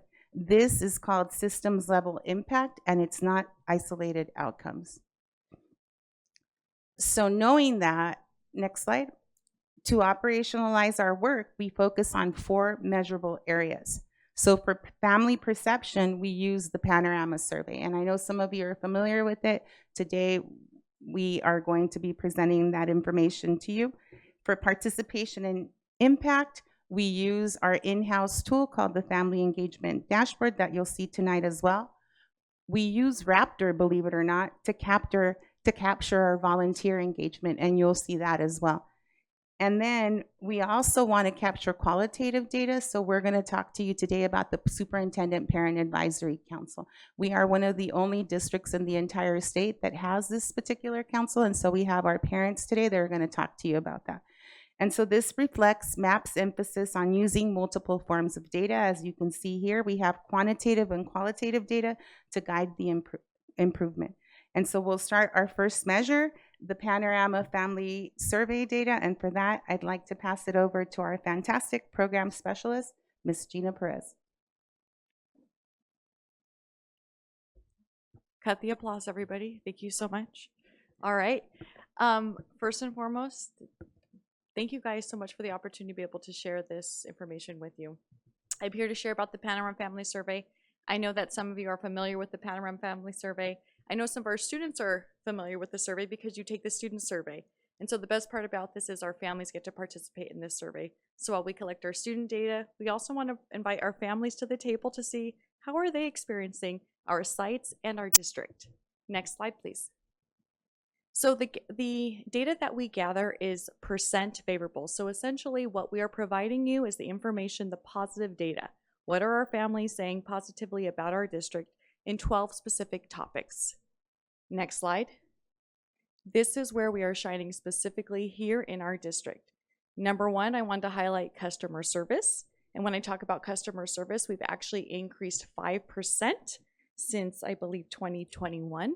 Which is pretty impactful. And I want to mention that because our participation in the Panorama Survey is the highest in the country.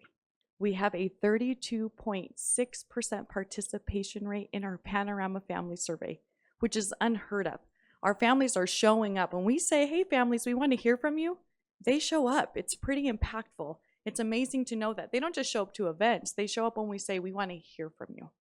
And so in addition to customer service, we are also shining in our Title I instructional programs. And we like to bring that up because it has been brought up to our attention, not only from sites, but from families where they say, I didn't necessarily understand Title I instructional programs or Title I in general. And so when we look at the survey results, we know now that not only are families starting to understand Title I instructional programs and funding, but they're also happy with the way that we are providing the services within our district. Those are the two areas we are shining. If there are 12 wonderful topics that are shared on our Panorama survey. If you'd like to go further into that, please let me know. I'd love the opportunity to not only share that data, but to dive deeper in it with you. Next slide. These are the 6 questions that are associated with our customer service topic. I wanted to put them up there, not necessarily for you to go and read through them in depth in the moment, but to know that we're not just asking one question per topic. We're asking a number of questions because we really want to get a good understanding of how our families are feeling and a well-rounded perspective. And so we put those questions up there. That's for one of the topics. Like I said, there are 12 topics that are represented on our Panorama Family Survey. With that being said, next slide. Are there any questions about that Panorama Family Survey? Ms. Rosales Medina? Yes, I just want to note, I'm looking at the number of responses, 13,000, depending on which one, between 830 to 937. So that's where the 30% is coming from, right? Those are the responses. Now that just depends on that specific question. Okay. Now, there are other questions that I can show you that have a higher response rate, but for the customer service, that is correct. That's where we're getting that 32%. Yes, but it's still a good amount. I believe it's a so. good amount. 'Cause Thank you. Yes, and I appreciate that because I know many, many, many years ago, folks were really excited when they would receive maybe even 1,000. And so the fact that we're getting that many, thank you. Thank you. And I like to highlight that we've not only been maintaining that number, so that's really a shout out to our families of constantly showing up, but we're seeing a slight increase each year. So with that being said, I feel like that's a representative not only of the work of our department, but of the district, that we're continuing to know that families are seeing our district as a place that they're seen within, and they see their place here at this table. Thank you. Thank you. Mr. Santos? Quick question on your numbers. Do you have what the response is at the elementary level versus the secondary level? We do. We sure do. And I can get that information to you following this. I don't have them right on hand. I don't know those off the top of my head. I'll work on that. But we'll get those to you. Thank you. And I just have one question as well.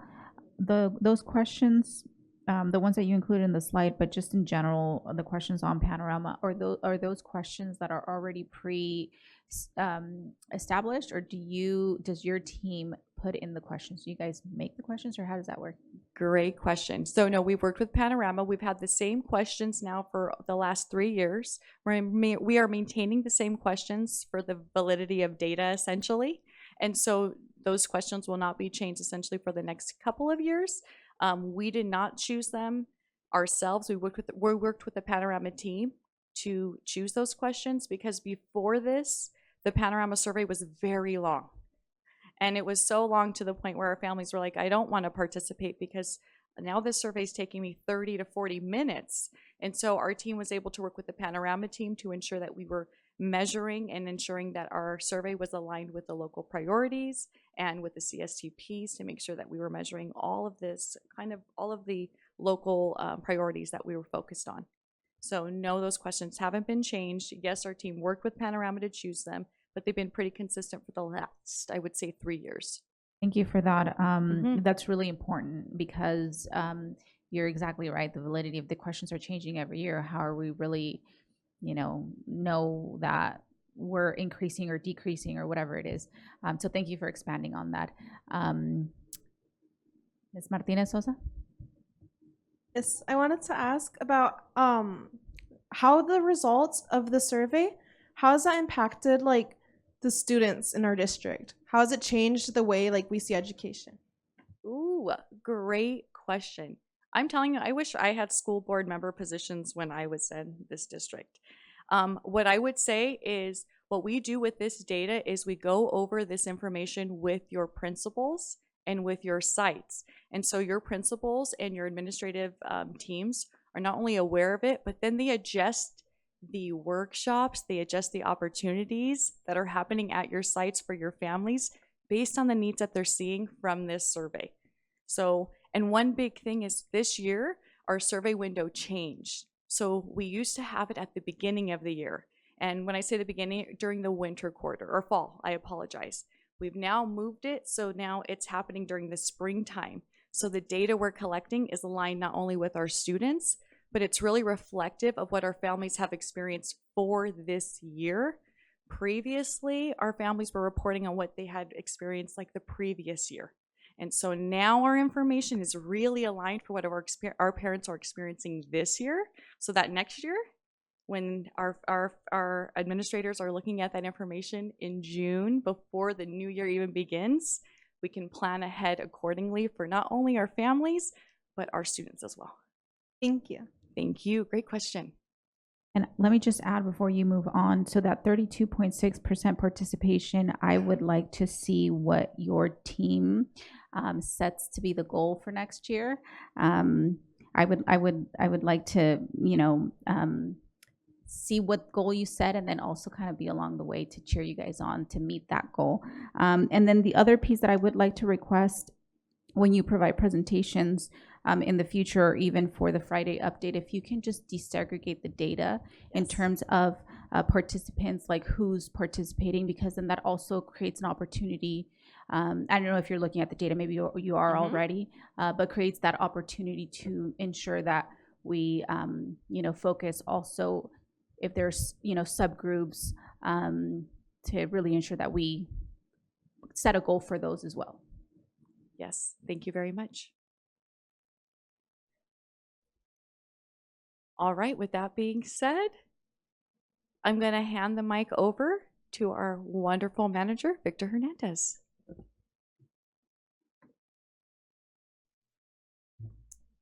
All right, good evening, everybody. I just want to start off by saying thank you because I am very passionate on what we are about to talk about, and that's our family engagement dashboard. So what we utilize Panorama for is to create best practices, what we're going to do to increase the scores for our students and for our families as a contributing factor. So, next slide, please. So our dashboard we utilize is programmatic. It allows us to show real-time data on what our staff is doing across the district at any given time. One of the components on it is our workshop table, and that's available a live version on tab 2 of that pamphlet that we gave you guys out. And so I'm happy to say that we are one of the largest programs for our family university with 6,118 participants across the district. Also, of that 6,000, 2,601 of those are computer literacy participants. So we offered 2 courses this year, a level 1, which is an introductory course, and then a level 2 where they're able to get into Canva and get into more of those complex programs. And so of these components, I want to dive just a little bit deeper into our family university component. Next slide, please. And so these workshops are directly connected and correlated to some type of academics. And so we have 4 pillars, which is navigation, orientation, and leadership. And some of these examples are like our gardening workshop, which is connected directly to STEM, our Real Colors, World Cafe, and Family Unidas, that is connected to parent leadership, and then our navigation workshops like our Aries and our parent portals.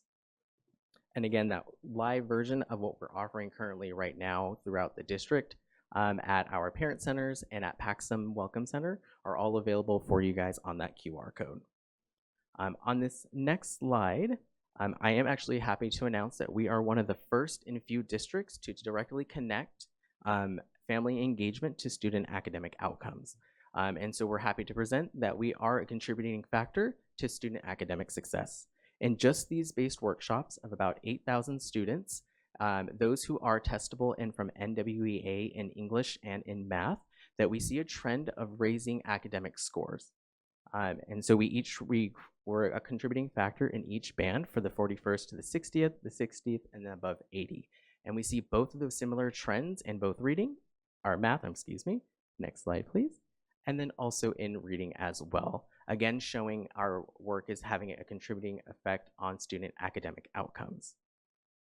Next slide, please. And so what we're going to get into next, so that's what we consider our Tier 1 programs, what we offer the district at large.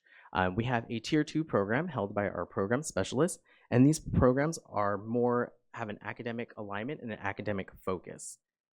And so this bar chart is a little bit different because we wanted to show a different kind of growth. These workshops are, again, more academically aligned. So these are like our kindergarten curriculum club, preparing teachers for parents for parent-teacher conferences, and then test prep for parents. But there's a larger variety of different workshops that we offer. And so next slide, please. And so we wanted to show and highlight is the largest growth in these areas with these families that we work with in these workshops. Majority of the families and students moved into the above 80th percentile, lowering the lower 40th bands and then all the upward bands going towards the 80th percentile. And we also see that in both reading again and in math based off of NWA scores from fall to winter. And then that is the one for math. And this one is a little bit weird, but we're just showing the high growth of that 80th percentile. Next slide, please. And so with that, we have, if there are any questions before I pass it off. I do just have one quick question. Of course. How exactly are you making the correlation between the workshops and the test scores? Like, are you collecting parent information who are about their children who are taking these workshops and then verifying that those particular children, you know, the parents, that there's that correlation, or how exactly is that getting? Correct. It's a little bit of a process. So we try to make it easy for our parents on the user end. So what we do is that we have all of our families register for our whatever workshop that we're doing, and we focus only on certain workshops that are directly connected to academics. Once that, if we ask for student ID or any information that we are, and then we track the frequency of what the parents are coming to our workshops. So if they are coming once, we don't necessarily track that so often. But if they're coming frequently enough that we can see that there is a trend that they're showing up, we take those student IDs, and thanks to the help of AET, we plug them into Unified Insights, and we're able to see that real-time data that is provided for NWA and CASP. And we do see similar trends with that in the state testing as well.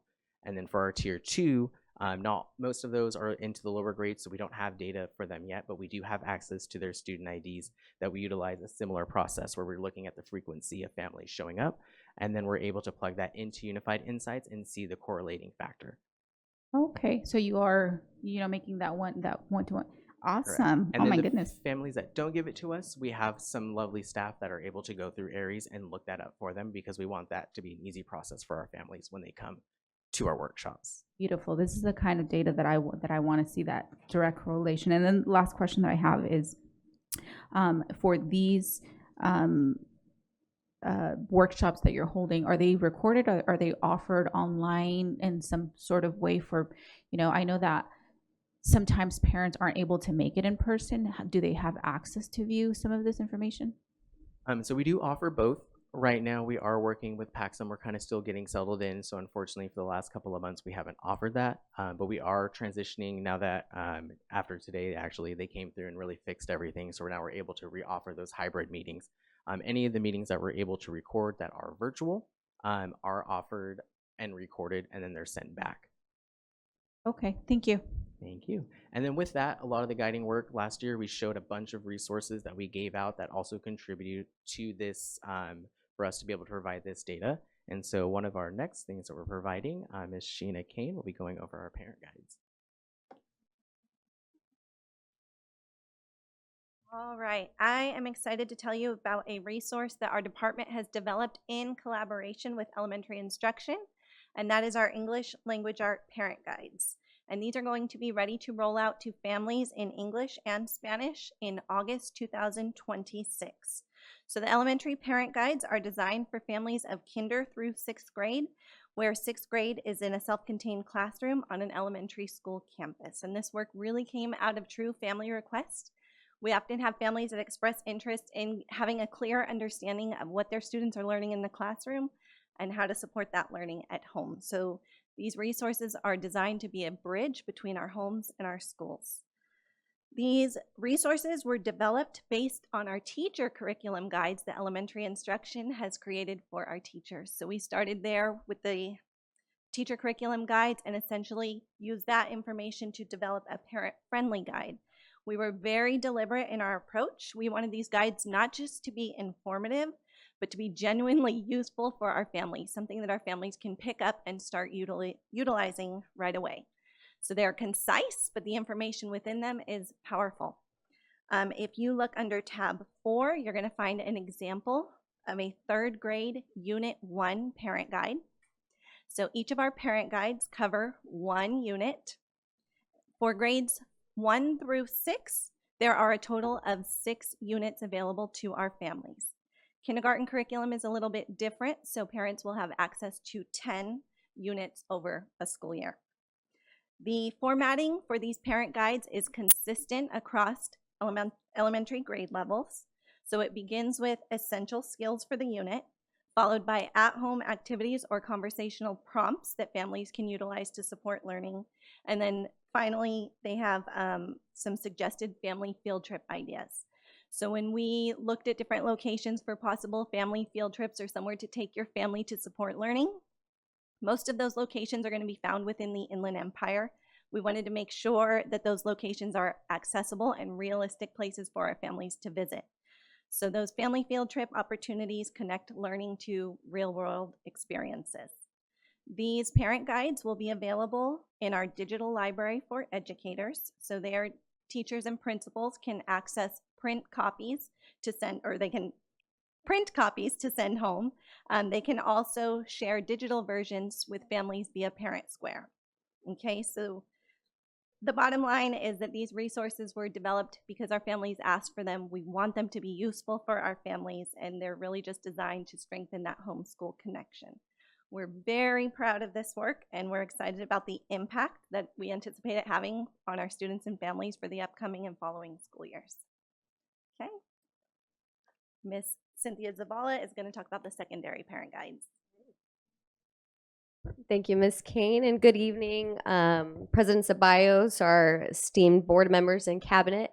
I just want to reiterate a couple of things because, as we mentioned, this is a collaboration across the board, and we really do want to appreciate our families coming to us, voicing the need for this. And so we always take that data and information and make it live, right? We want to have access and opportunity. And so behind your 3rd grade sample, you have an 8th grade ELA sample.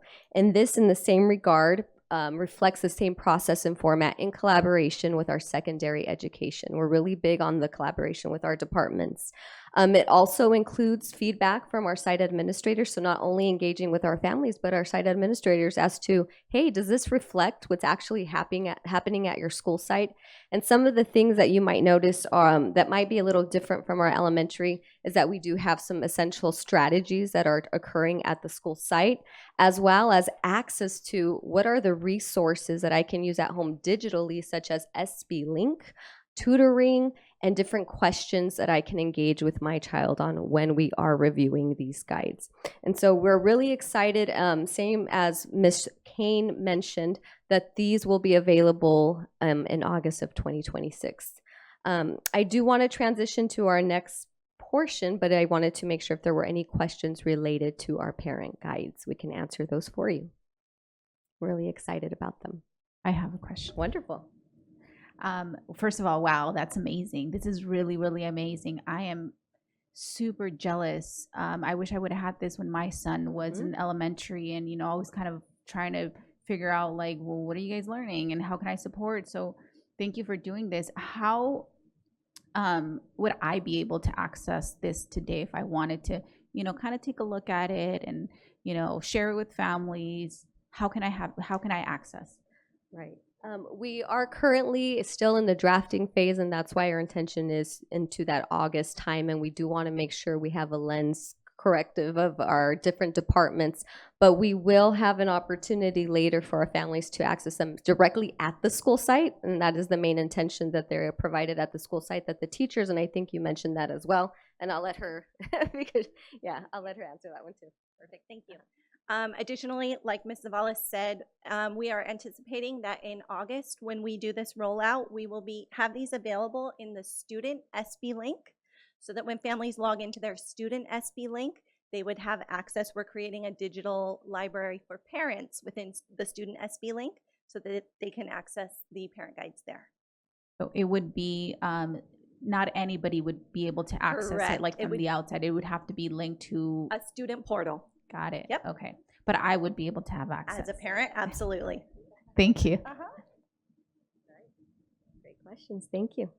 All right, we'll go ahead and move on to our next opportunity, which is our A through G parent workshops, and continuing our commitment to support our district's vision of Shines 2030.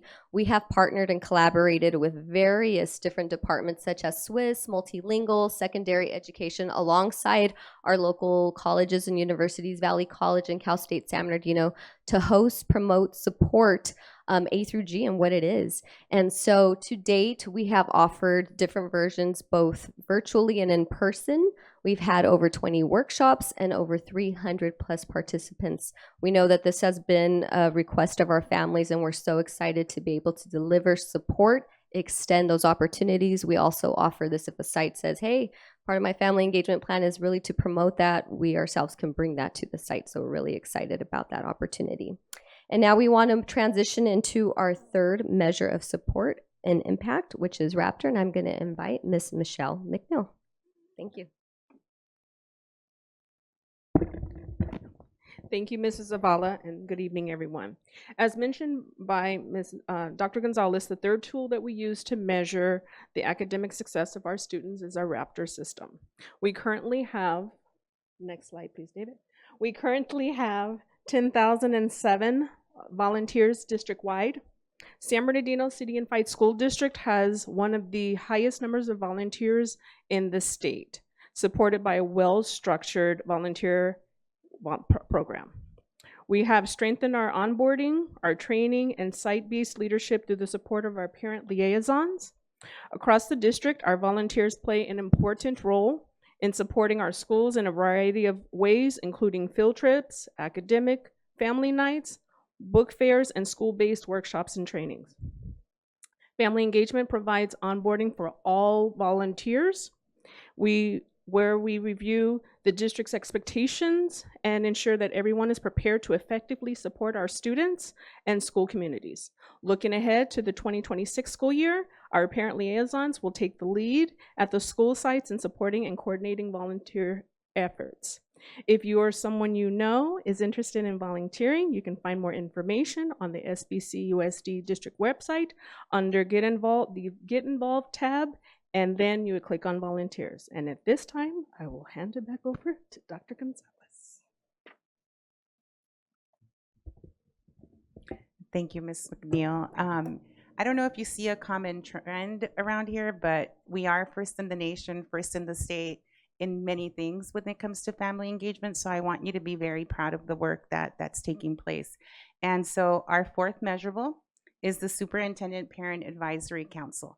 We are probably, and I mentioned this earlier, one of two districts in the entire state that has something similar.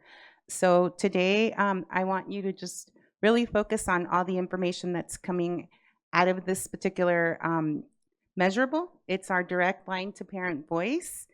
Families are giving input on everything from AI to LCAP to community schools, and it's helping shape everything that we do in the district. And so I have two amazing parents that are going to come up here in a little bit to talk about this work. SPAC is a critical structure that we have in place here in our district for authentic engagement, and families are influencing the decision making.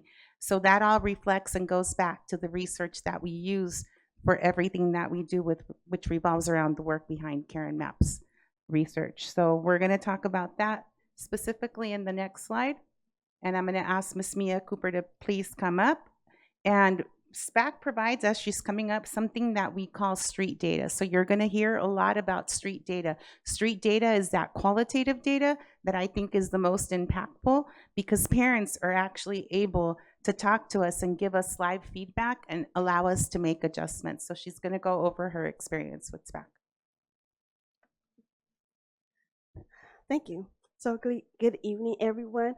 I'm not going to read the slide because you have the slide in front of you, but what I'm going to do is have you paint a picture what SPAC is all about. So it's parent leaders that come together once a month and we have a meeting with the superintendent and we discuss what's going on within the community, within our parent groups, and actually with us as well. So we'll talk about, one of the things that we talked about was how, because it was a concern with parents, how do we communicate with our teachers? How do we communicate with our schools? And so we came up with a idea that turned into a brochure is, where do you go to your steps? So your first step would, if you have a problem or issue at the school, is to go and talk to your teacher and talk to them about what's going on. And then your second step, if you have an issue, is go and talk to the administrator staff. So that all came about with us having a meeting and talking about it. And now it's all throughout, no matter what school you go to, you should see that step-by-step brochure that we have. It's a little small postcard. It's not that much. It's English in front, Spanish in the back, and it has became a very good tool for our parents and our community to have.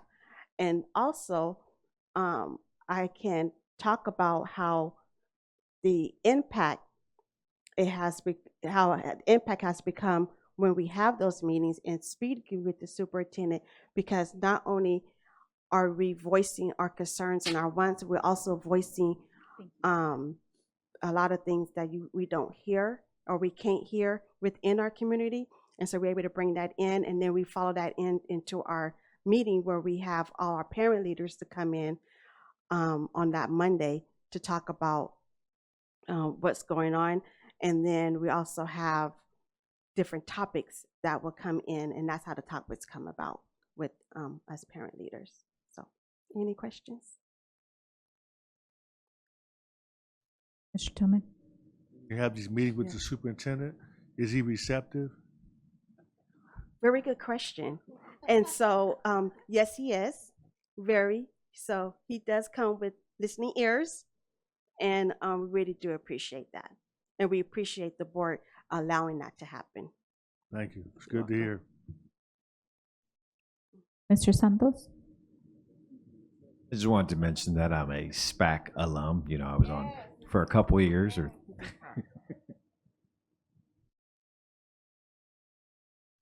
Thank you. Thank you. Thank you, Ms. Cooper. In tab 6, you'll find the document that she was referring to. It's called Making Things Go Right, and it was created by the parents for the parents. And just in talking to principals, it's made a huge impact when it comes to parent concerns, because parents have explicitly laid out what the steps are to, just address any concerns that they have. So with that, these are other topics that we've reviewed. Again, volunteer procedures, parent leadership, artificial intelligence. So again, like Ms. Cooper was saying, parents bring topics to the table, and then that becomes the agenda for the larger group. The larger group consists of a rep from every school site and an alternate. So sometimes we get anywhere from 75 to 100 parents. It just depends. But again, the important piece of this is the venue that we use to collect that authentic data. Street data, we're calling it. If you go to the next slide. And so these are some of the topics and some of the items that have come about as a result of the hard work and dedication from the Superintendent Parent Advisory Committee. One of the things that really stood out to us was the opportunity and concern that arose with artificial intelligence, right? Parents were talking about artificial intelligence and really had no idea what it was that their students were being exposed to. So we brought it to the table at the SPAC leadership meeting, and it was interesting because then this forum resulted from their feedback and from their voice. And so we got together with AET, with STEAM, with IT, and we all collaborated to ensure that parents had a firsthand experience with those tools that their students were being exposed to. So they were introduced to AI. What is AI, right? In some cases, some parents didn't know what AI was. They were introduced to Google for Educators, to different AI tools, to student resources. They were able to, again, look at all the different tools that their students were using in the classroom. And then they had hands-on experience with Gemini and ChatGPT. It was interesting to see. There was just one of the grandmas was there, and she was in the back, and she was very quiet, and we walked over there to see what was going on. She was literally inputting recipes, obtaining like the grocery lists because she wanted to go shopping, and she was having a blast in the back, and we just thought it was amazing to see. But she also had that confidence to go back and support her grandchildren. So with that, this is one of the amazing activities and events that came about as a result. We've had 2 sessions, over 200 parents have been in attendance. But what's amazing is that we were able to partner with Google, and Mr. Arellano was like, take the parents on a field trip. And so we're taking the parents in July on a field trip up north to the Google, to the Google facility. And so it's going to be a day trip, but the parents are excited because I think this is the first time Google's ever opened it up to the community. So just amazing things are coming out of SPAC. Okay, next You slide. said up north. Where's it at? Yes, it's by Sacramento. So we're going to fly up there, and I don't know exactly where it's at, but we were just in communication with someone yesterday, so we'll find out, but it's up north. Yeah, so first time. So we're making history here. If you go to the next slide. So another thing that came about was, the Welcome Center opened, and we're very thankful for the opportunity to be able to just have this amazing building. And so with the opening of the Welcome Center, we leveraged the opportunity to gather family feedback again. And so SPAC parent leaders elevated various concerns, which led to deeper collaboration and dialogue. And as a result, we collected, again, meaningful qualitative data and co-developed the shared vision. And I'd like to ask Ms. Devonna Robertson to please come up. She is our District African American Advisory Council president, right? Yes, and so she played a huge part in everything that she's going to talk about momentarily. Thank you, and good evening, everyone. You guys start the timer? Okay, I don't have a timer. Oh, you guys are in trouble. But I come this evening in the spirit of Ujima, one of my favorite Kwanzaa principles. And Ujima means collective work and responsibility to build and maintain our community together and make our community problems our problems and solve them together. And so the District African American Advisory Council had our first meeting at Paxum in September, I think, or October. And it was a combined meeting with the Islander parents. And I think we had a board member, your wife was there, you came a little later, and whoever else was there. And it's a beautiful building, and the families were excited to be in there. But by the end of the evening, I was so hot, you could have dropped me off in Antarctica and I would have turned it into Palm Springs. I was livid. Really disappointed in the lack of welcome I felt. And so I fussed a little bit, and I thought, I have a couple of options. I can go to the board and get up here and make a lot of noise. I can check in with other parents and some staff that are working in the building to see how they feel, how some of the parents felt in the space. But then I also can take it to SPAC. And keeping in mind that Dr. Rodriguez, our superintendent, Dr. Gonzalez, they were not a part of the process. And so instead of coming in here and doing all of that barking about what I was frustrated about, I took it to them, and we decided to have some additional meetings to discuss, to give some history and context around what parents were thinking when they were making this request. Now, I don't know, 8 years ago, however long ago, how long ago was it, Abigail and Tillman, you guys were here. It's been a while. And kind of give an opportunity for a fresh start. And so for those who were not involved in the initial process, to be brought into what the vision was. And then we had another extended one or two extended SPAC meetings, I don't remember, to discuss what some of our concerns were. One of the folks went in there. I said, come on over there with me and tell me how you feel. She said, I feel like it's probation. It's a probation office. Some of the staff had also expressed some of their, everybody is like, it's a beautiful building, but it's this and it's that and it's this and it's that. So instead of creating more red tape and more systems that make it more difficult or make it difficult for us to bring about some of the changes we desire to see, we hunkered down. Family engagement took us through some processes. We shared what our concerns were. We were told why some things are in place, and we understand that. But right away, they went in and started making changes, and that felt good. And it's going to be an ongoing process. And so I want to extend a thank you to the superintendent, Dr. Rodriguez, Gonzalez, the family engagement team for taking us through that process, because again, it's about collective work and responsibility. And we know that a beautiful building is not sufficient if people do not feel welcome there. And we don't want, if you've ever been in need of something and had to go to a social service office, and so I have been, where I've had to go apply for food stamps for me and my children, or Medi-Cal temporarily. And you go in there and you can either go in there with good spirits, hoping that you're going to get the resources that you know you qualify for, or you can go in there very heavy. And a lot of times our families are made to feel like they should be shamed to come in there, like they're inconveniencing people to come in there and get the support and resources that they deserve. And we don't want that building to feel like that. So whether a parent is coming in angry, is the Welcoming Center going to be a place where they can de-escalate and get the support that they need? Or if they're coming in and they're happy to engage with the district folks about resources that they are really excited that they know that they have for their students in the district. And so whatever way our parents come in and our families come in, we want to make sure that they feel what the building says it is, very welcome. And so, yeah.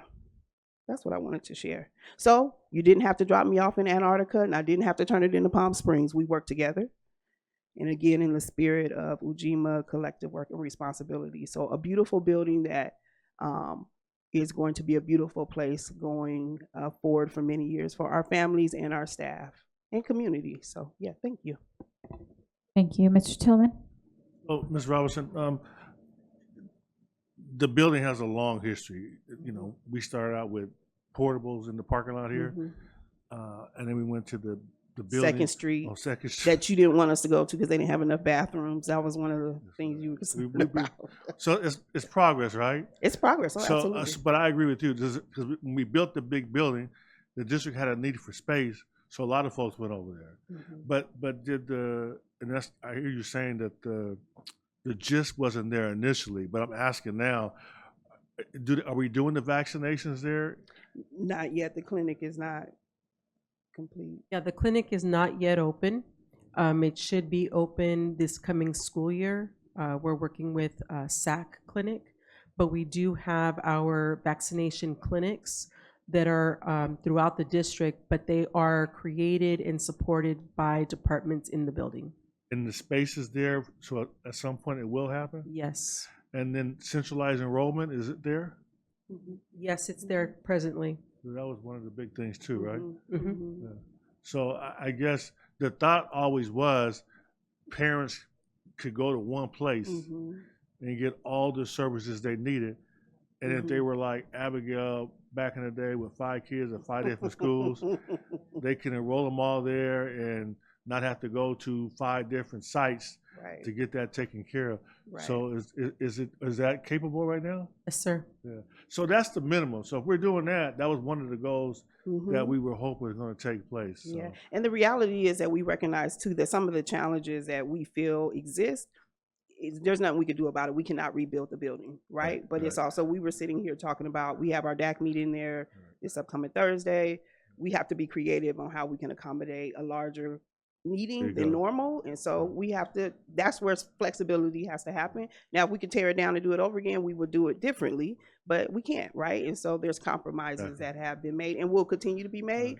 And we also implementing a system that they're surveying people to see how they feel, and then we'll continue to assess and make changes. But I mean, a lot of things were changed immediately, and I think Dr. Gonzalez is going to share. Yeah. And you know, the most frustrating part of being a board member like me that's been here a long time, because our goal has always been to solve problems. And I've seen so much progress. You got to remember, when I got on the board, we were doing year-round schools because we didn't have the space. We built enough schools for capacity for 60,000 students, so we got rid of year-round. Everybody's on traditional because we understood the study said that students learn better. So we've done a whole bunch of stuff over the years, but I hear people saying this is terrible, the school's terrible, they look bad. We have more new schools than any surrounding district. So I know where we come from. What other school district has a welcoming center? I can't think of one. So we've made huge gains. When I heard the presentation about the parent engagement, I remember when we had a mobile home, just a bungalow, a portable in the parking lot over there on Highland, right? So I don't take it for granted, but I do understand the philosophy. Once you get it, people just say, "This is what we got," and what have you done for me lately? You know, and I don't know if you guys, this is going to be kind of off the wall, but you guys watch 90 Day Fiance? But the one thing that's good about 90 Day Fiance, you get a look at other countries and you get a look at poverty. And we take so much for granted that we have here in the United States, in California, and in San Bernardino. Because you got a board that cares about our kids, our parents, our community, and all the money gets invested into our community. And you all, working with everybody in our district, is doing great work. And we keep getting better. Absolutely. And we want to keep getting better. So when those problems arise, I'm glad you have the checklist. I think you guys should add, though, once you go to the assistant superintendent, you're not happy, then you go to the superintendent. If you're not happy, you go to the board. You got to be real. That's the way it's supposed to work. So there's no need in stopping at the assistant sup. They might not get what they want from the assistant sup. All of us are resources trying to solve people's problems. But y'all didn't want me to come in here, I promise you. Not the way I was feeling. And we were able to resolve it. That's good. Yeah. And we were able but to you know resolve you have it. access. You know I know. Yeah, I know. But it was, and I think it was also another layer of building trust. Right. And not always feeling like people are under attack because they did something wrong, but saying, hey, listen, I recognize that you actually were not here. So me coming at you sideways is not going to be beneficial. Now, we can talk about it and see what we can do better. And then if things don't get better, then that's different.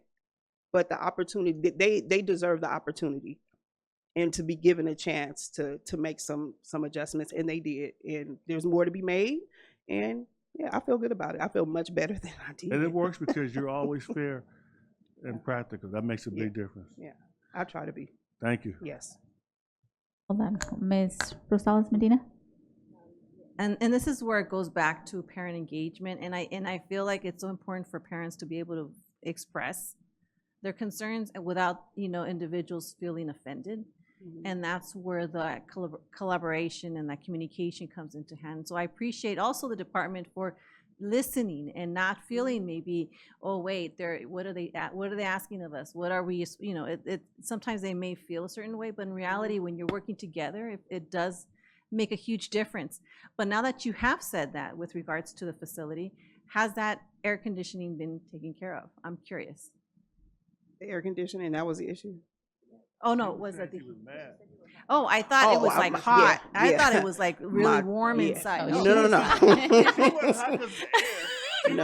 I was like, I could use other ways to describe the way I felt, but I thought that was a generous way to describe. I mean, if the AC is working over there like it's working in here, it's fine because you guys are making sure nobody falls asleep in the board meeting. Y'all got the AC blast. I literally took it as, and no, sometimes not I literally. do. Sometimes when people say certain things, I'll be Uh-huh. like, it goes over my head in Yeah. regards No, to it's certain okay. things. Yeah, but Yeah, it's okay. Okay, so the air conditioning is working great. Yeah. Perfect. Awesome. So when you're talking about how and I think you mentioned maybe other parents feeling a certain way that it creates an environment like if you're going to like the World for Office or something like that, probation office or something Mhm. similar to that kind of feeling. Are you referring to the design itself, or I mean, it was top security. Okay. And so now, we didn't request for IT to be on the top floor in the Welcoming Resource Center. We don't make all the decisions. That was a decision that the district made, and there's safety precautions that have to be made, right? Or security precautions. And so one of the parents on that first night was like, I don't feel safe here. Because if I need to get my children, myself, and this is somebody who has experienced domestic violence, if I need to get my children and myself out of this building, I couldn't without somebody's assistance to get on the elevator. So it's simple things, it's little things, right? From a district perspective, it might seem like we're doing the appropriate protocol, but when families come in there, does that feel comfortable and right? And then we didn't want no children jumping off the dang on patio, right? And so, you know, yeah. Yeah, and I appreciate that, and I know that there could be possibly opportunities where we look at maybe other buildings in the area as well, because I know it has a lot of departments in that building, and maybe looking at opportunities there. But yeah, I do appreciate it, and I also again appreciate the department also working with the families and not taking to offense. You know, this is about working together, so I appreciate that. Thank you. No problem. Thank you. So again, that was a vivid example of how we come together in SPAC with the parent advisory leaders. So we invited all of them and they weren't able to come today for various reasons, but they all sit at the table with the superintendent. So that opportunity is amazing. And like she was saying earlier, it has built this strong relationship revolved around trust that is priceless. And like she said, they've brought in critical topics to the table and we've addressed them. They haven't always been easy topics to address, but we've come to a common ground and we've been able to tackle them and work together. And so that document that you were talking about, Mr. Tillman, is a work in progress. So we'll definitely add those pieces. If you want to go to the next slide. And so this is an example of what came out of the feedback that we received from the general group, because not only, like I said, is it the parent leaders, but it's also the representatives from each site. And so on the left, you'll see the different categories that were addressed, and on the right are just priorities that the families addressed. And if you go to the next slide, you'll see this is what's been done so far. So whenever parents come in and give us that feedback, we take action. So one of the topics that came up was revolving facilities and amenities. So we ordered plants because that was important to the parents. We provided coffee service because, again, that was something the parents requested. The elevators, like Devonna mentioned, are now functional. And so parents can go up and down the elevator. They requested parent-friendly seating, so that's been changed. So these are just different items that have evolved as a result of the feedback that was obtained. And again, the feedback was immediate. We listened to the parent concerns and we acted upon that. And so I want to thank Mr. Arellano for just taking action. The next slide shows a follow-up to that. The parents created this feedback form. So now every time somebody goes into the Welcome Center, they're given the opportunity to fill out this form. And again, this is in draft format, so if you have any feedback, let us know. But every single parent's going to be given the opportunity. We're going to have a QR code as well if they want to do it digitally. But then they're going to place this form, if they choose to use this one, in a box, and then student services will address it. And again, collect that street data and take action with regards to that. So if you go to the next slide. And so this is important, just to close this. We strongly believe that we have to move beyond events, beyond activities, beyond the bake sale. I hope you saw that today. We believe that all families have dreams for their children. They all want what's best for their children. All families have the capacities to support their children at home. The key here is number 3, families and school staff have to be equal partners. And that's where we come in. That's what we're working towards. We not only work with the families, but we also work with the staff. That's why we have these amazing program specialists. They're busy. They're at sites every single day. They're working with teachers, they're working with coaches, they're working with principals to build their capacity so that they can become those equal partners. And at the end of the day, it says the responsibility for building these partnerships falls back on the school. So every single school has a family engagement plan that's connected to the teaching and learning plan, again, with the collaboration with Ed Services. But again, we take it a step further and we were connecting it all to the school plan as well. So family engagement is an integral part of everything that's taking place at the site. And with that, we'll go to the next slide. And so I'm going to go ahead and pass it over to Ms. Zavala, who has a community schools update. Thank you, Dr. Gonzalez, and hello again to everyone. I'm really excited to have the opportunity to share some updates regarding our California Community Schools Partnership Program. If we can go to the next slide. As we have shared in the past, 6 of our San Bernardino City Unified Schools were chosen to receive this grant from the state of California, and it supports in executing the work around the community schools pillars, and there are 4 of them, which are family and community engagement, expanded and enriched learning opportunities, collaborative leadership practices, and integrated student supports. I do want to add one thing. This framework, this concept, this ideology is not new to us. We have been doing this work. It is in our hearts. It is in everything that we do. But we're so excited to work along with the state in promoting and moving along in this work. We're currently wrapping up year 2 of a 5-year grant. We've provided each of you with a pretty thick copy of the site implementation plans that were submitted upon submission of the grant. So you'll see Anton Elementary, Emerton, Norton, Urbita, Pacific High School, and Sierra High School. And I most definitely would welcome anyone who wants to sit and chat, and we can review those implementation plans if you have further questions. But tonight I do want to highlight 3 of our 6 community schools and provide you a quick update snapshot on the work that they are doing. So if we move on to our next slide, and you'll be familiar with a lot of this because you've been celebrating them as well. And as we know, the community schools work is aligned with our Shines Vision 2030. And so for Norton Elementary School, they have been recognized by the California Department of Ed as the #1 Green Ribbon School in California for 2026, and the only county school to receive the top honor as a Green Achiever School. So all of those elements regarding collaborative leadership practices, family and community engagement, and that integrated student supports is leveraged into this work. We know that they are committed to sustainability, which is really big for community schools, innovative hands-on learning through STEM, and project-based learning. Alrighty, let's move on to our next slide. We have Pacific High School. And Pacific High School, along with their amazing CTE programs, continues to weave together multiple programs and resources to provide wraparound services, high levels of supports, and enhance existing systems to ensure that all students have access to intervention, mentoring, support, and rigorous academic progress. We know that Pacific, as I mentioned, with their CTE, has a plethora of options for our students as they're coming into secondary, the high school options. And we're really excited because that civic learning component is pioneering that student leadership role, and they are definitely modeling that for our other sites. And we'll move on to our last site. I would like to say a pioneer in this work, Sierra High School.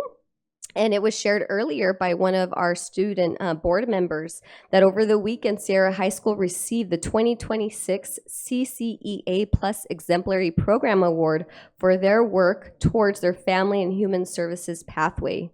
Sierra's Sunshine Crew also had an opportunity to represent the California Love, California Strong event with the first parent partner of California, Miss Jennifer Newsom. And we know Sierra continues to exemplify all the community schools and SBUSD Shines pillars. We are so proud of all 6 of our sites. They continue to work collaboratively with our families, with our community. We just had our SPAC and Community Schools Showcase 2 weeks ago. It was on a Monday, and we invited our partners to come and showcase exactly what it is that they do to impact what's happening at our site. So we're really excited about that. All right, I'm going to hand it over, if there aren't any questions, to Dr. Gonzalez. Thank you. So with that, I'd just like to say thank you. Thank you, board, for allowing us to present tonight. The work that we're doing is ginormous. I know that, you know, I always have a limited amount of words. I always say it's amazing, right? That's my core common vocabulary word, but it really is amazing, and it is as a result of all the effort and support that you've poured into us as well. So I just wanted to say thank you, and most importantly, this work is about transformation. We couldn't do it without you.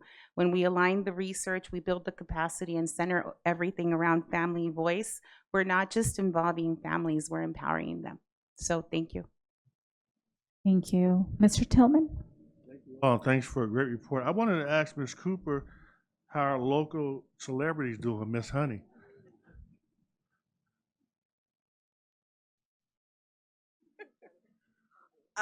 Thank you for that. Honey is doing very well. She's finishing up her class on May 13th. Is that Honey back there? Yes, Honey is. How you doing, Honey? We're Honey, proud of you. Honey, come here, Honey. Come up here right quick. And then Honey will be starting summer school. Wow. Right after she finish up her class. So. How do you do it, Honey? Because your mom takes you to all these meetings, and you still get all this work done. Do you do your work during the meeting? No? She said no. Say hello. Hello. Hello. Where do you do your work? During the meeting or at home? I do it at home. Okay. I know you're being matter of fact. Thank you very much. We're proud of you. Thank you. All right. So I just want to say, I just want to tie this into what the presentation tonight, how working together with families and what the outcome looks like. Because I've been a parent. My oldest one is 31, and so I've been a parent for a very long time. However, just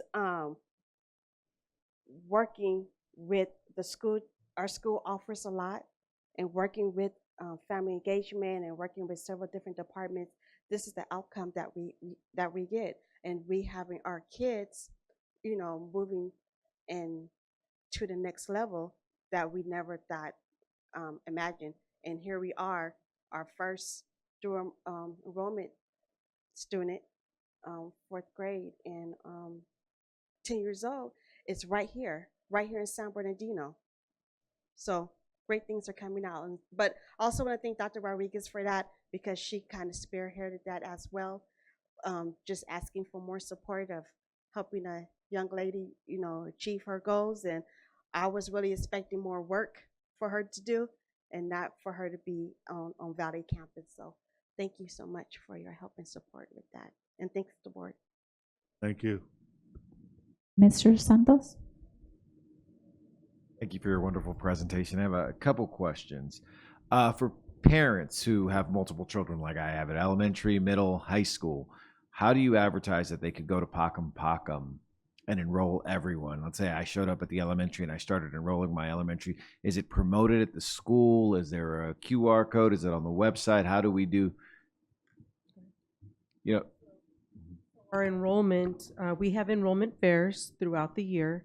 Some of them are specific to particular programs, but we have parent liaisons at the campuses, but we also have like the data clerks that we train through the student records department, our enrollment department, and we give them information. If you see a parent who has multiple children, you can send them to Pacum Pacum, or you can make an appointment with us virtually and meet with one of our enrollment techs, and we can walk them through the process. Awesome, thank you. And my second question, the Panorama Survey. Now, I know I've taken the survey, but it comes out in the spring around when, usually? So the data came out in April, and like Gina mentioned earlier, we changed the actual testing window, if you want to call it that, because the principals actually wanted it to be their true data. They wanted to see what the parent feedback was going to be for that school year with the work that they did, right? Sometimes it was inherited data. So April, to answer your question, is when it comes out. I had a question, especially at the elementary level. Would it be possible or to do it during the March parent conferences for the elementary level? Yes, that actually is a good point, because this is something we can change. So for the next year, we just have to work with AET to make sure that it's on the assessment calendar. But that's actually a good point, because that way we could reinforce and support educators as well to have an additional tool to go over with parents. So definitely, good point. Thank you. Ms. Aviles Grande? Well, thank you for all of your wonderful work. You're all earth angels in my book. I was a single parent from the time I was 20, 21, and I had 2 little children. Their entire lives in school, I was a single parent. And I just wonder, do you have something that where single parents will feel comfortable in asking for help? Because I always thought I never felt supported ever, and And that was the times, that was the 70s. You were, school was almost a big thing in our lives that was always against us. I never felt that sense of team that comes out of this bake sale thing. Pillars is wonderful. And so I'm just curious, that do you do anything in particular for single parents of any type or age? Or Yes, so we can get that data for you. We definitely have large numbers of single parents that are participating, and we we're have still out there, yeah. the data to show it. And a lot of it is going back to the Karen Maps research based on partnerships and relationships. And we've done a great job of establishing relationships with our families. Dr. Rodriguez mentioned the parent liaisons. They're at the site. A lot of them are single parents as well, so they can make those connections and relate to those families. And so yes, so we can get you the actual numbers if you'd like, but we definitely, yes, support those families as well.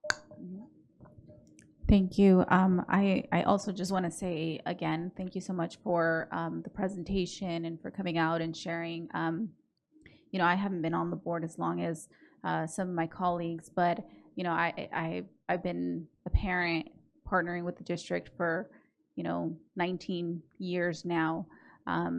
And I wasn't on the board when the conversations about the new building, where the decisions were being made, but I was a parent on the ground, also sharing those concerns and saying, hey, I'm a single parent as well. I don't have a lot of time, but the time that I do have, I remember what did you call it? Over at Highland, the building. The wall building. Yeah, but you said something earlier. I want to say shed, but it's not a shed. It's a portable. Thank you. I remember going to the portable there, and just being very hungry, for lack of a better word, for not just connection with other parents, because like I said, I was a single parent, the oldest in my family, so I didn't have siblings, cousins that were parents. I'm the oldest in my family that had children that I can kind of connect with. And, not always did I agree with all my parents' practices as a parent.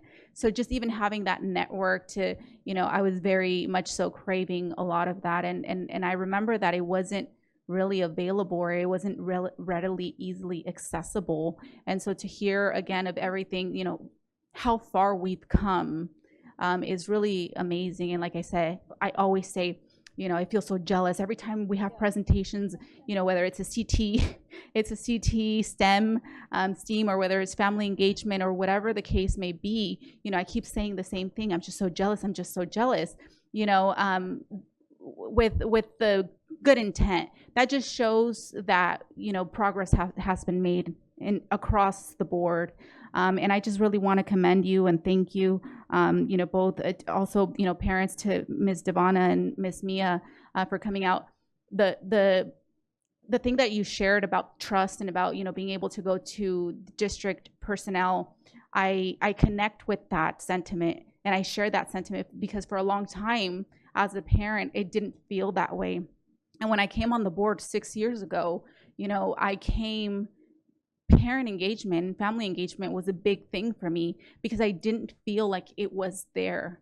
And even coming on the board, there was so much lack of trust that I had even of folks up here, and I think that you were able to see that at the beginning, right? And we've come such a long way. The team that we have here, it's really reflecting, it's really showing also in the community, because I can turn around and, say to superintendent, hey, this is something that's come up, and I trust that he's going to handle it, that he's going to look into it, that he's going to take care of it. And that doesn't mean that everything's always going to come out the way we want it to, but I can trust that he's going to be fair in the process, that he's going to look into it. And it's the same expectation then across the board, right? To our assistant superintendents, that's the expectation that this board is now setting up. And so I'm really glad to hear that, those relationships and that trust, is showing. So, thank you so much for coming out and for sharing and for continuing to partner with us and for everything you do. Superintendent? Thank you. Thank you. Thank you for those kind words for our team, President Ceballos. First of all, I just want to commend our team for an outstanding presentation, and I want to thank your whole department. You guys have created a safe place, a place where we have follow through, a place of inclusive excellence. And to the discussion that Devana was talking about, I remember when there was some frustration and disappointment. And I'm going to go back to what somebody said. I remember my mom, feeling that frustration in the 70s and people being mean to her, people discounting her. She was the wrong color, the wrong language, and it wasn't important to anybody. So in that moment, I was so proud when we sat together as a team, and as a team we listened, and as a team we threw out ideas, and as a team we agreed how to move forward, and as a team we delivered. And so I want to let the board know it's been an honor to sit in this SPAC process system that we have. I think I can honestly say we genuinely love each other. We genuinely care for each other. And when you have love and care in the community, great things are happening. And I was sharing with Mr. Tillman that what I'm most proud of, not only just student services, parent engagement, but across our entire district, is we've made a commitment that everything we do is with the purpose of making sure that our students can achieve high academic achievement, right? That we become a serious institution of academics.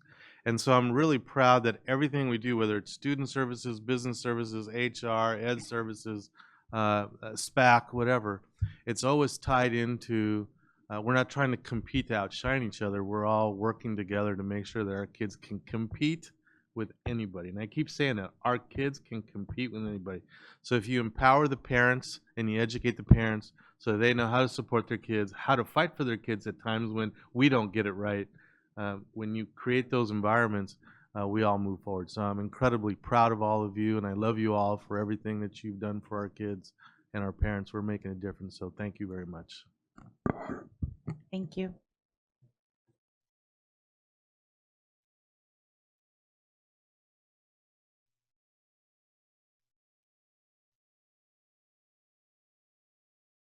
Wonderful, wonderful stuff happening in San Bernardino.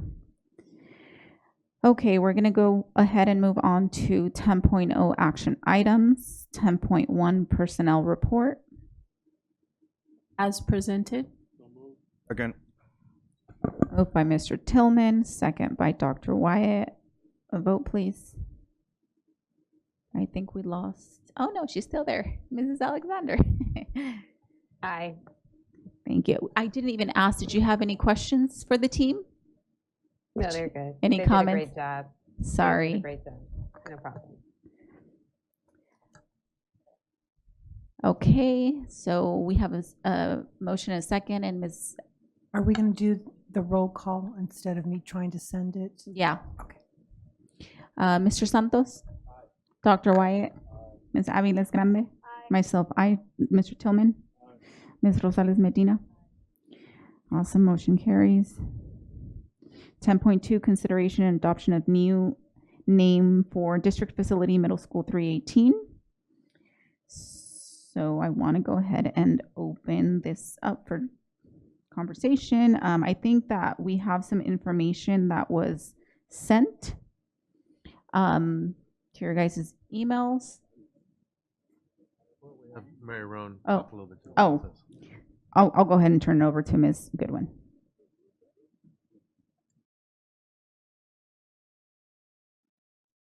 Thank you, President Ceballos.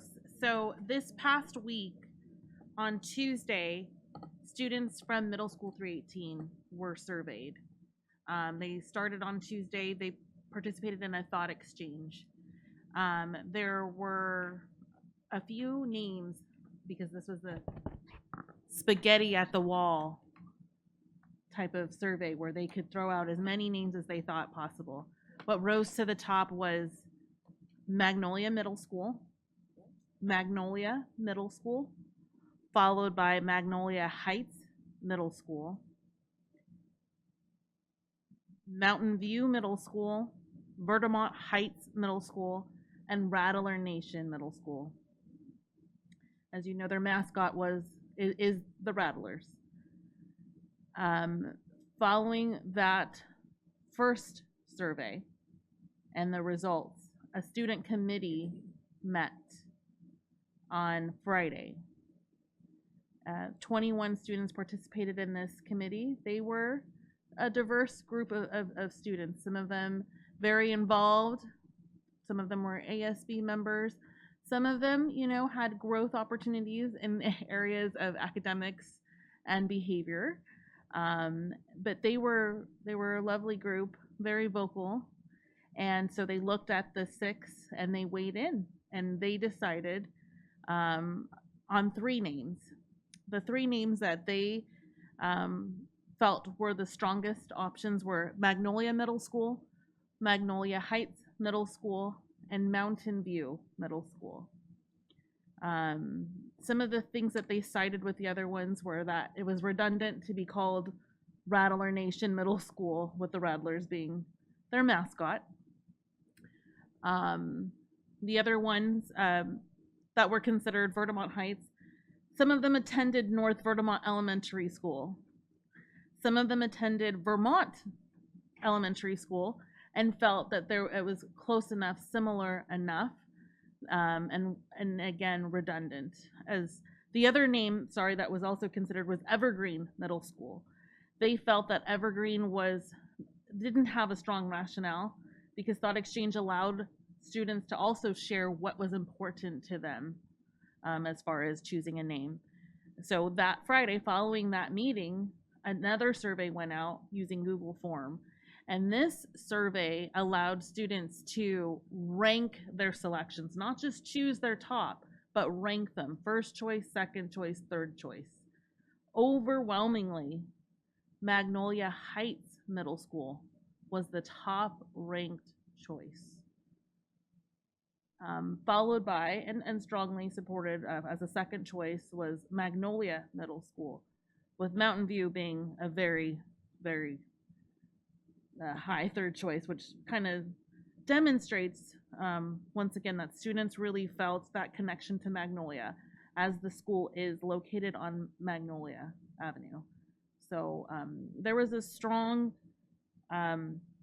reaction from students who did not want to have the school named after an individual to avoid future controversies. So they identified with it. Some of the students that I heard from and listened to them speak said that they could see the mascot and the magnolia flower very easily. And so you had, like I said, a wide variety of students. One of them being a cheerleader, saying we could come up with a chant right now. So they really, really rallied behind Magnolia, and then ultimately Magnolia Heights to weave in, I think, Vermont Heights, that neighborhood that's up there. Yeah. So. Questions, Mr. Tillman? You said they actually had a vote, and the top vote getter was Magnolia Heights? In the end, ultimately, Magnolia Heights was the top ranked name for the school site, yes. I'm making a motion to name the school Magnolia Heights. And I'll second it. So I have a motion by Mr. Tillman and a second by Ms. Medina, Rosales Medina. Vote, please. Did you have any comments, Mrs. Alexander? No, I was going to vote. Okay, just making sure that I'm being vigilant. Yeah, no worries. Okay, we have a motion and a second. Vote, please, Mrs. Alexander. Aye. Thank you. Mr. Santos? Dr. Wyatt? Ms. Aviles Grande? Aye. Myself, aye. Mr. Tillman? Aye. Ms. Rosales Medina? Awesome. So, yeah, of course, we have a name. Yay. Superintendent Arellano? Well, first I want to thank the board for taking action today, but I want to thank Mary Roan for all the work that she did, Principal Zach Peters for all the work that they did. You guys followed exactly what the board had directed us to do, and the students have spoken. So thank everybody for a process that was transparent, fair, well done, and I think we reached something that the school could be proud of. I want to remind the board that I was in communication with the artist who had done the original mural facing the Little League World Series. Now that we have a name, if you recall, he said he could take the new name and alter the painting so that not to have to cover it all up. He just took the areas that no longer identify with the school, and he'll make that change. So I'll have Terry work with Mr. Kavanaugh, and we'll get him out there as soon as possible to finish that mural. Hopefully before the Little League World Series starts, so that we can get that free advertising from those ESPN cameras. So. Yeah.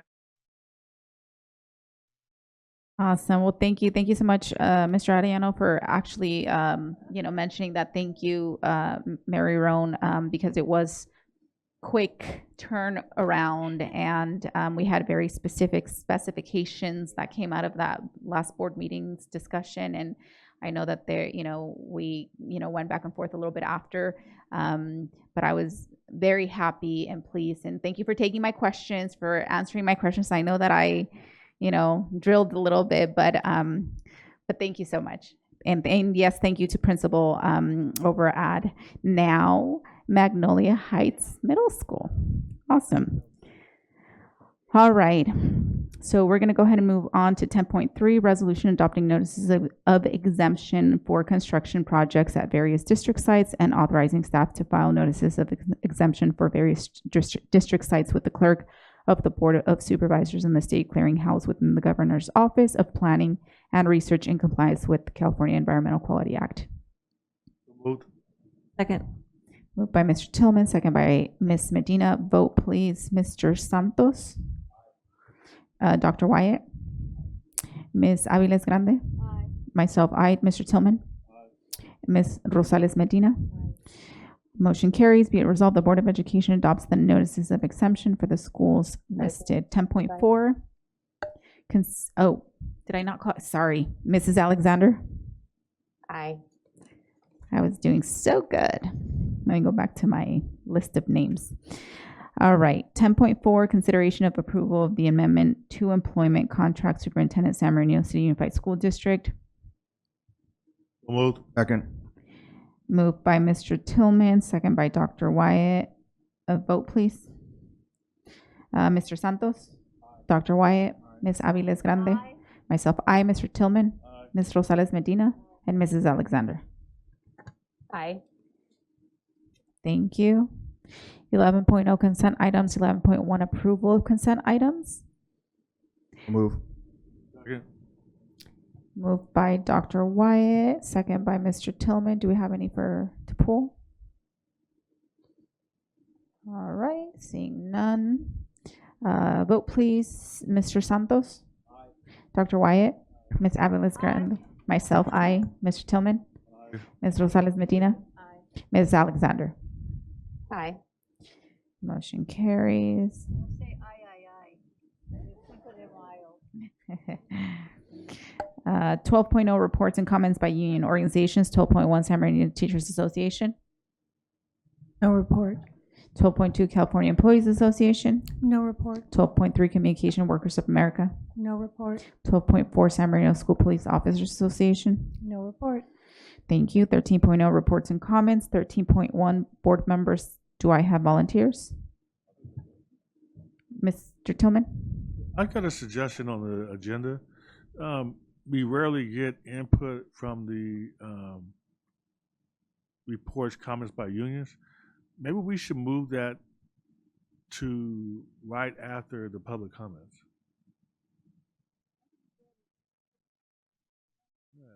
Right. So, and then the ones that sometimes SPTA does it in public comments, so it'd be just as easy just to have it agendized there. Yeah.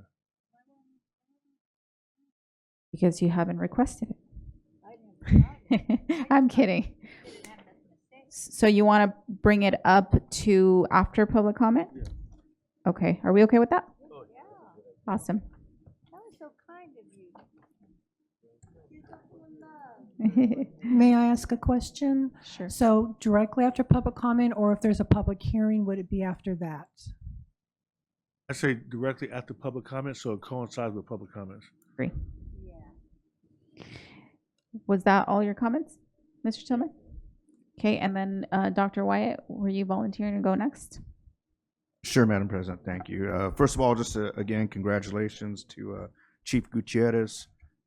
Great to have you here, man, and fantastic reception. And I know you bring just a lot of experience and familiarity with our community, and we're really proud to have you here as part of our team and leading our department. I want to say thank you to all our teachers out there and our nurses as well, and we appreciate you and honor you as well for all the hard work that you do every day in our schools. And I want to say congratulations and thank you to our students as well as at Magnolia Heights. That was a great recommendation by Ms. Rosales Medina, and as Superintendent Ariano said, about as transparent of a process as you could ever have, and as pure as a process. And I think those kids, like I said before, they're going to have a wonderful story to tell someday that they named that school. So congrats to the board as well for making such a great decision. Thank you to Francine Blackshear and our folks from ETSA for the Island Grad ceremony. Just a wonderful ceremony again. It was a lot of fun too, and just a lot of celebrations. So really appreciate that. The headdress ball, the folks that put on the headdress ball every year. A lot of fun. Didn't get to stay long though because I had to go to the Island Grad. So I know Miss Marianne was there representing us, and Mr. Ariano and some other folks. Dr. Dojan was there too, and some others, and Chief I think was there too. So thank you for always attending that and supporting that gala, which brings a lot of money to our community for kids that need dental services. And then I didn't talk about it last time. I just kind of was reserved about it, but probably about 3 weeks ago, I got to go to Washington D.C. For CSBA. For Coast to Coast, and that was my first time ever doing that. I think it's only been around for about 5 years, and I said I'm gonna go check that out, and it was quite the experience. First of all, opportunity of a lifetime to be able to go to the Capitol Hill, go to the Senate House, and also House for Congress. Got to see both of those, meet a couple senators, and then the honor though was also being selected by our delegates of Region 16 for CSBA to be our spokesperson with the Congressman Aguilar. And so that was quite just the treat. And I do want to say thank you to Congressman Aguilar for hearing us and hearing our voice and representing us at the highest level.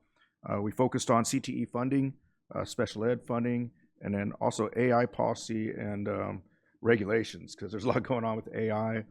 Big topic at the federal government at the highest level. But if you haven't ever been there, take a tour. That was kind of my informal tour. I look forward to a formal tour next time, going in there and got to go through the tunnels. If you've ever been in tunnels, that is an experience of a lifetime as well. So I had not done any of the above. So yeah, it's a city underneath the city. If you don't know that, it's pretty, I think Mr. Santos has been there. I know we talked a little bit about it. Holy heck, that's all I could say. Very complex, and just Washington, D.C. itself, an amazing city. Really is an amazing city with a lot to see and experience. And just thank you as a board member and to our community for us to have such an opportunity as elected officials and to represent the city of San Bernardino and obviously make a lot of things happen. And again, compliments to Congressman Aguilar, Senator Schiff, and Senator Pelosi for just taking the time to meet with us as well and to give us that audience. Thank you. Thank you, Ms. Aviles Grande. I just feel so much love in this room. I just feel like I'm in church. I just feel really good. So, but I just want to tell you that I'm very, very proud. I went to the Time for Change, the 24th Annual Awards, and our own Felicia and Damon Alexander were honored. I was so proud, and thank you to everybody that showed up there to support her, and he and us. It's very, very great. I went to the 12th annual Inspire Success Brunch for middle school college grads. And please, if you get a chance, go next year. I'm going to remind you, they seat you at a table with our graduates from middle college and according to our careers. So I was at the table of people that wanted to become educators. And so I got an opportunity to ask them what they thought of it, and I shared my insights, and I just really would like to see more of our board members there. You would love it. Also, I went to the first annual Special Education Brilliance Showcase, and this was awesome. It was at the Indian Springs High School. And please, next year is their first one. Thank you to the Arrowhead United Way Breakfast Annual Awards. It was a lot of our familiar faces and friends, and they all said hello.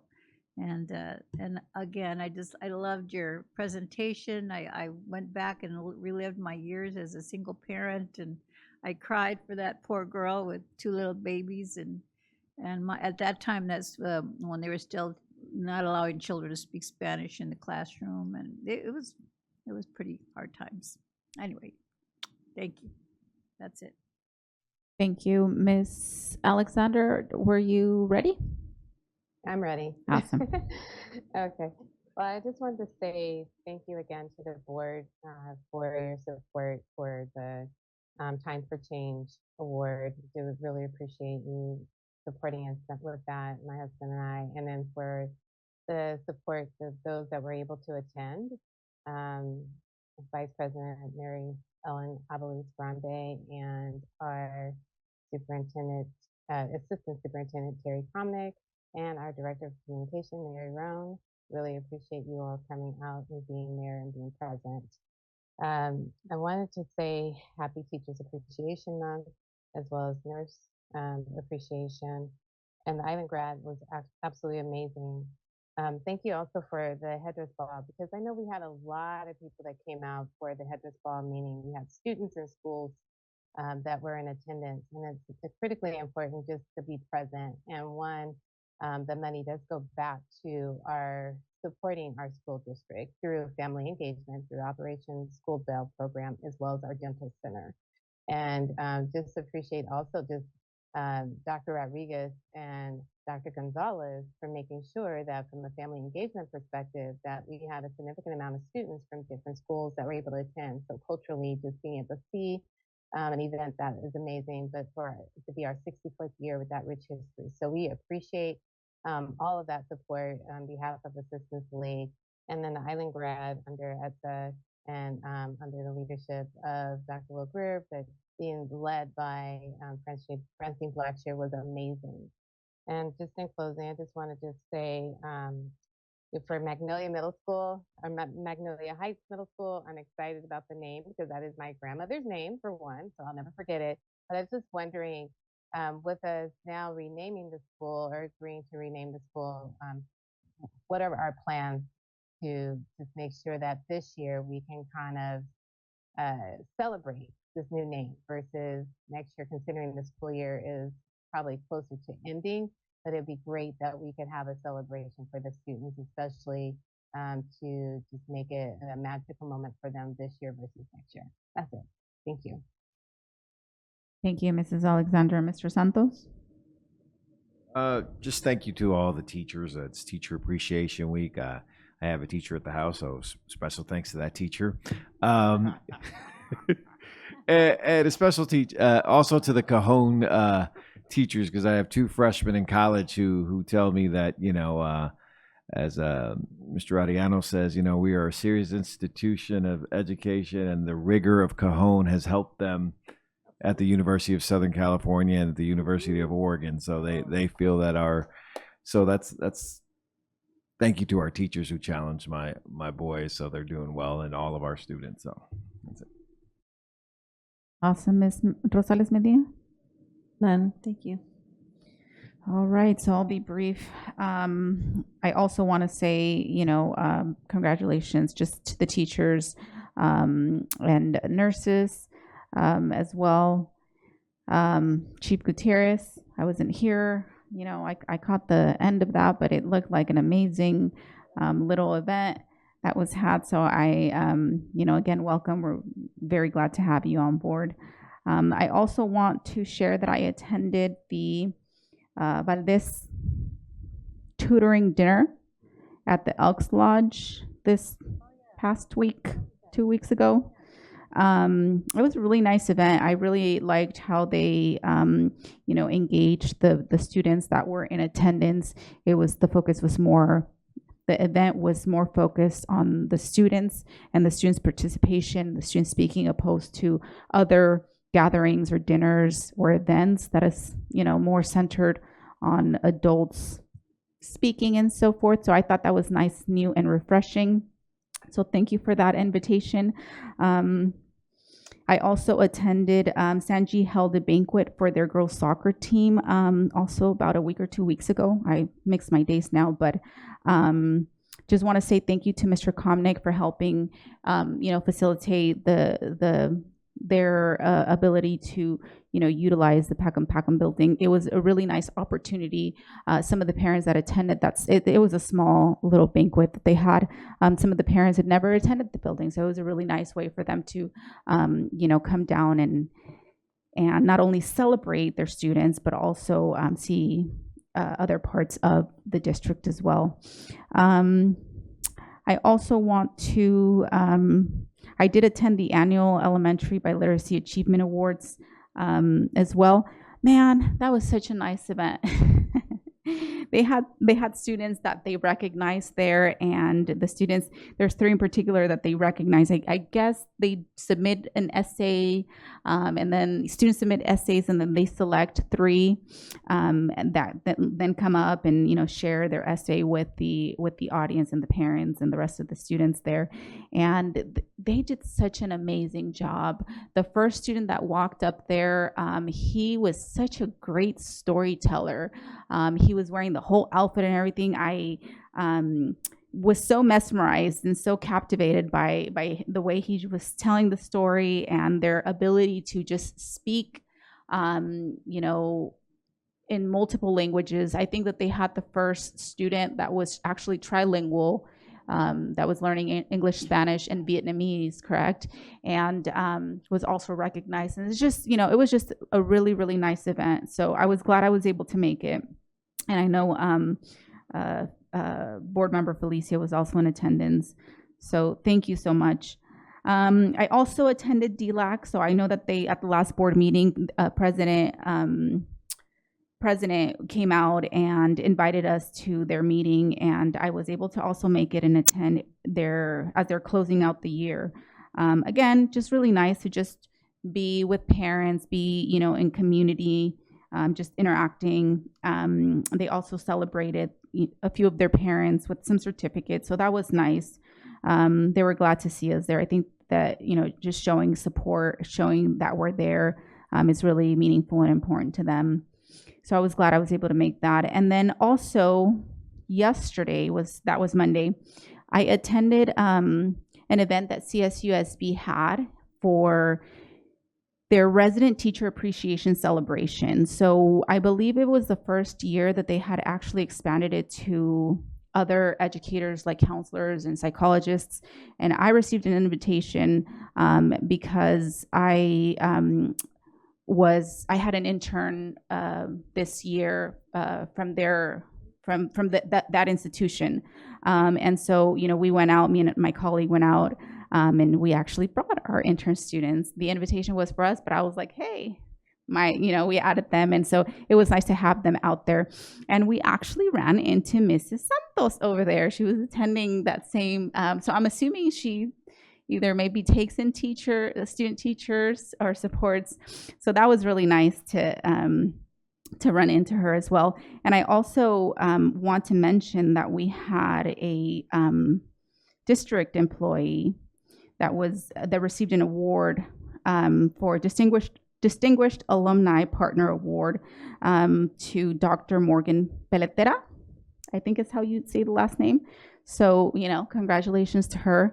I know that other districts, had presence there at that event. I know Harupa Valley, the ladies that I sat at the table, they were from HR over there as well. So I think that they're trying to, expand their partnerships. And I would totally take, not only did I attend CSUSB for my program, but they have great students there. The student that I had this year, he was amazing, smart, young man. So that was nice.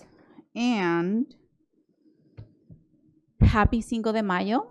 If you're celebrating, be responsible. Don't drink and drive. But, have a margarita out there. And then I just want to wish my son a very, very happy birthday. He turned 19 yesterday. And if he's watching, which I'm not sure he is, but I'll go back and show him. Happy birthday. I really, really love you, and I wish you nothing but the best. And with that, Mr. Arellano.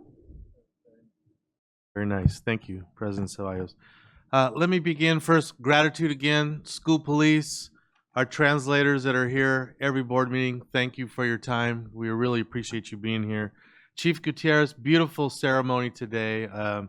Really validated that we made the right choice. All the words that we heard about your integrity, your humility, your love for the community, your willingness to make our force the very best and innovative, just made us all feel like we made the right choice. And it was lovely to meet your family. I'm glad that they were here today. So I want to join in on the chorus that we're very happy to have you here. So welcome. I too want to express my gratitude and thanks to our teachers, our classified employees, our nurses. We have the greatest team on earth, and they are proving that great things can happen. You know, our teachers, our support staff, our nurses, everyone across the district. I know it was National Principals Day last week. There is a synergy happening in this district. The data speaks for itself. Our kids are achieving, and it's because of all the hard work of everyone in this district. So I too want to pass on my best and my gratitude to everyone. I want to thank the Board of Education today for the extension of my contract. I appreciate the trust that you have in me and in my wonderful team. It's an honor to be here, to be the superintendent in the district that I grew up in, and it's even more of an honor to see all of us working together, just accomplishing great things every day for our kids. So thank you, Board, for that extension. I'm very humbled. Mrs. Alexander, I want to congratulate you and your husband on your award. You guys are a great model and just great people in our community, and that's just a token of appreciation for the impact that you have in our city. So congratulations to all of you. So to my first slide, Board, want to let everyone know that we participated in the annual Black Education Congress that's hosted by the Blue Foundation. And it was my honor that morning to share with the community all the great work that this district has been doing to increase the student achievement for African American students. Our data, I was able to share our key performance indicators that you have listed in a TIP policy. We can clearly show our community that our graduation rates are going up, our ELA and math proficiency is going up, the number of students taking A through G classes, the number of students in dual enrollment classes are going up. So I want to thank Mrs. Applegate for the leadership that she's provided in making sure that our African American students are achieving. And of course, a special thanks to Dr. Greer, the ETSA department, for all the work that they're doing in carrying it out, and to our teachers. So it was well received. And I won't name names, but there were a couple people in the audience who over the years have been very critical of our district, who came up to me and to Anna and wanted to share their appreciation, that they see us, they hear us, and they see that we're doing the work. So that was very validating. So congratulations to the board once again for having the foresight many years ago to have that policy. And I know it's been all of our honors to actually carry it out and once and for all meet those objectives. So that was a wonderful feeling. Next slide. We had our last Community Pulse meeting for the year. If you recall, this is a committee that I have that's made up of internal managers and also outside community folks. And we have faith-based organization representatives, private business, longtime community members, elected officials. We took the picture right after Pastor Beckley and Dion Taylor and Jim Smith. A lot of folks had left already. But it was my opportunity at this meeting to share all the great key performance indicators that are going up in this district. It's the same presentation that I did during the Superintendent Spritz that I know a couple of you had an opportunity to attend. And what was wonderful was to see someone like Pastor Beckley. When I showed him pictures, when I showed the group the pictures of our culinary program, our machinery program at Indian, he asked, "Where is that?" I said, "Those are classes here in San Bernardino." He couldn't believe it. He couldn't believe it. And he couldn't believe that we had 61 of our graduates last year that earned either one AA degree or 2 AA degrees in this district. And so one of the quests that I had the Pulse Committee do is, how can we better communicate these things out in the community? Because if they don't know, and they've been here for 30 years, obviously we're not doing enough to communicate. So we did come up with a plan. Mary Roan's going to be working on a few things, and I'll come back and share with the board what that is. But I just want to publicly thank all the members of the Superintendent's Community Pulse Committee. They're a wonderful group of ambassadors for our district. Next slide. And on the night that Mrs. Alexander was being celebrated, that same night I was down in Anaheim, if you recall, celebrating our California Distinguished Schools. We had 4 secondary schools, plus we had Pacific High School that was recognized for exemplary dual enrollment program, and then we had Norton Elementary that was recognized as a premier green school. The greatest moment I had was when Tony Thurman, he didn't know I was the superintendent of San Bernardino, so we don't know each other like that. And he noticed that I had been standing up there a long time, taking picture after picture after picture, and he said, "What are you up here doing?" And I said, "Well, I have 6 schools here today, sir." He goes, "San Bernardino got 6 schools?" And my answer to him was, "You're darn right." So it was nice to see that that he noticed that San Bernardino's coming in strong on these. So congratulations to all the schools. Next slide. And I do want to piggyback on what was said. The Elementary Biliteracy Award ceremony at the California Theater was just amazing. Congratulations to our multilingual department and Anna Applegate and her leadership. We are the leader in California. We won the California School Boards Association Golden Bell for our biliteracy, Seal of Biliteracy pathway. So a beautiful event. Parents were excited. So congratulations to Ed Service and the multilingual department for that. Next slide. I want to personally thank Dr. Judy White and the Mosaic Foundation for recognizing me, but really recognizing our district. I was given the Inclusive Excellence Award by Dr. White, and I want to thank all my colleagues that came to support me that evening. We had a good time. We were laughing and just, the camaraderie in there, and we noticed that a lot of people that were in the room were people who had previously worked in the San Bernardino City Unified School District. So it was kind of a homecoming to reconnect. But I'm just so proud of the district that we don't just talk about inclusive excellence. We are inclusive excellence. All means all in this district. And I'm just really proud to have accepted that award on behalf of the district. So again, I just want to thank all my colleagues for being there. Next slide. And I probably should have had this back to back with the other ones, but we had the secondary reclassification ceremony at the 66er Stadium. Another beautiful example of bringing our community together, another beautiful example of celebrating our kids and making our kids feel like they're special and they can compete against anybody in the world. So again, multilingual department. And Anna, thank you for what you guys are doing. Next slide. This one's great. So this is a young man, student at San Gorgonio High School, who loves Michael Jackson. He is one of our students that is on the autistic spectrum, and he does Michael Jackson impersonations. And somehow Channel 4 News heard about it. Had to be Mary Roan, right, getting it out there. And several TV stations did a video clip of this young man doing his Michael Jackson dancing routine at the San G pep rally. So Michael Hall, William Hall, thank you for what you do, and we're very proud of you. And one day we're going to get you down here at a board meeting so that he can do one of his acts here. I think that would be great. So Mary Roan, see if you can get that going for us. Oh, at the Brilliance? Oh, is there a video on there? Oh, okay. Let's do it. Thank you.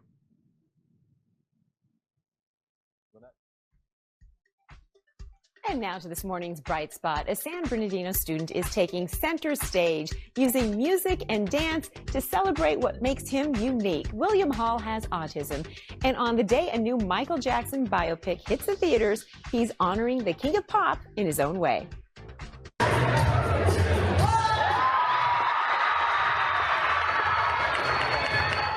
Look at him go. William will perform at a pep rally today at his school, San Gorgonio High School. He says autism is actually his superpower, and it helps bring his passion to life on stage.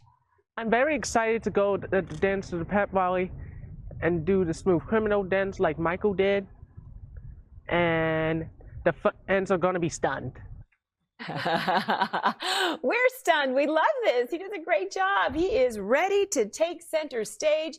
His performance comes during Autism Awareness Month with a message that what makes students unique and special can also make them exceptional. I love the confidence too. Right? Yeah. They are going to be stunned, and I think he's right. He's a great dancer. I mean,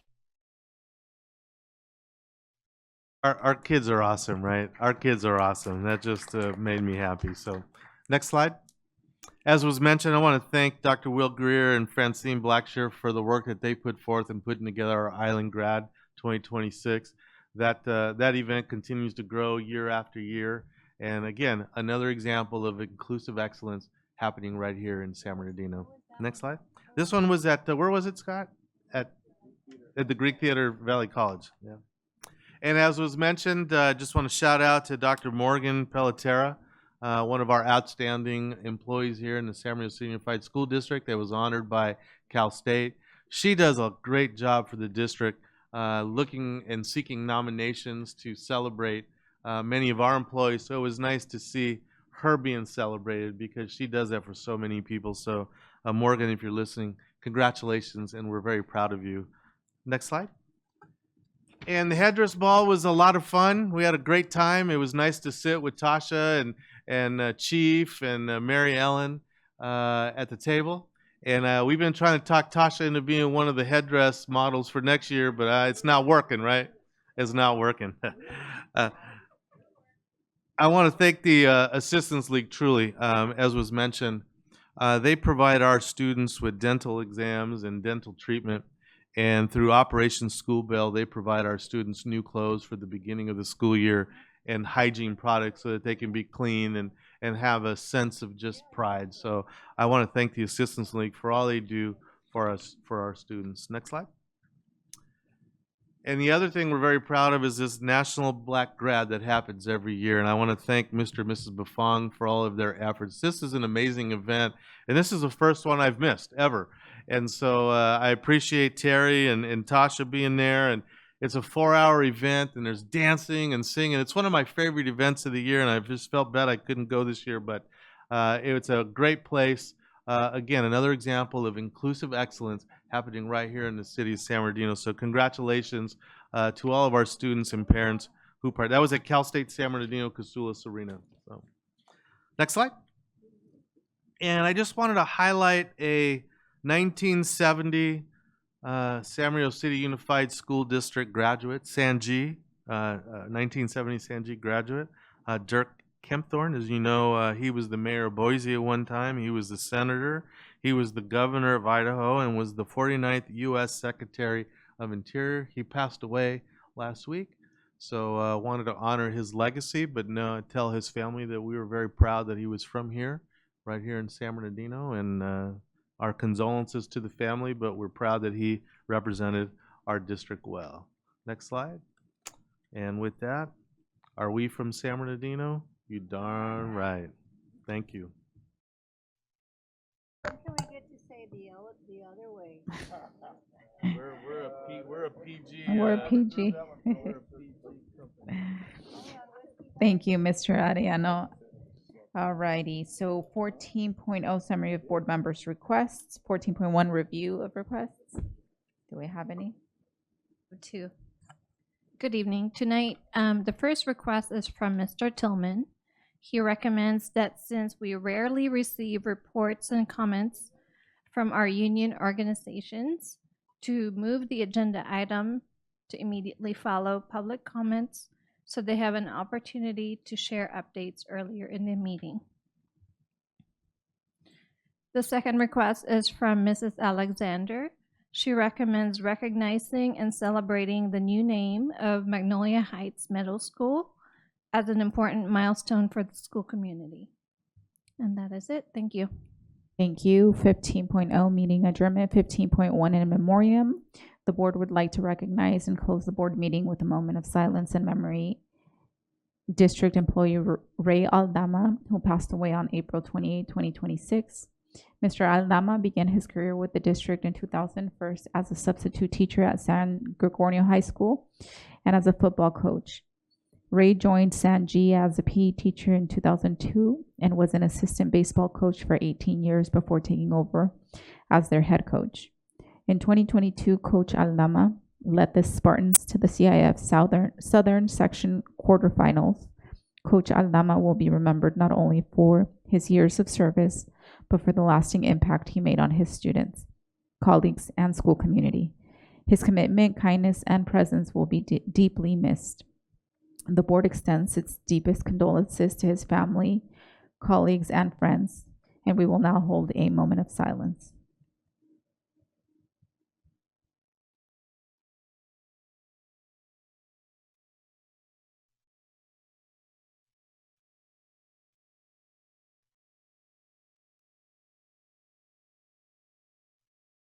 Okay, 15.2, adjournment. Second. Thank you. Moved by Mr. Tillman, second by Ms. Medina. Good night, everyone.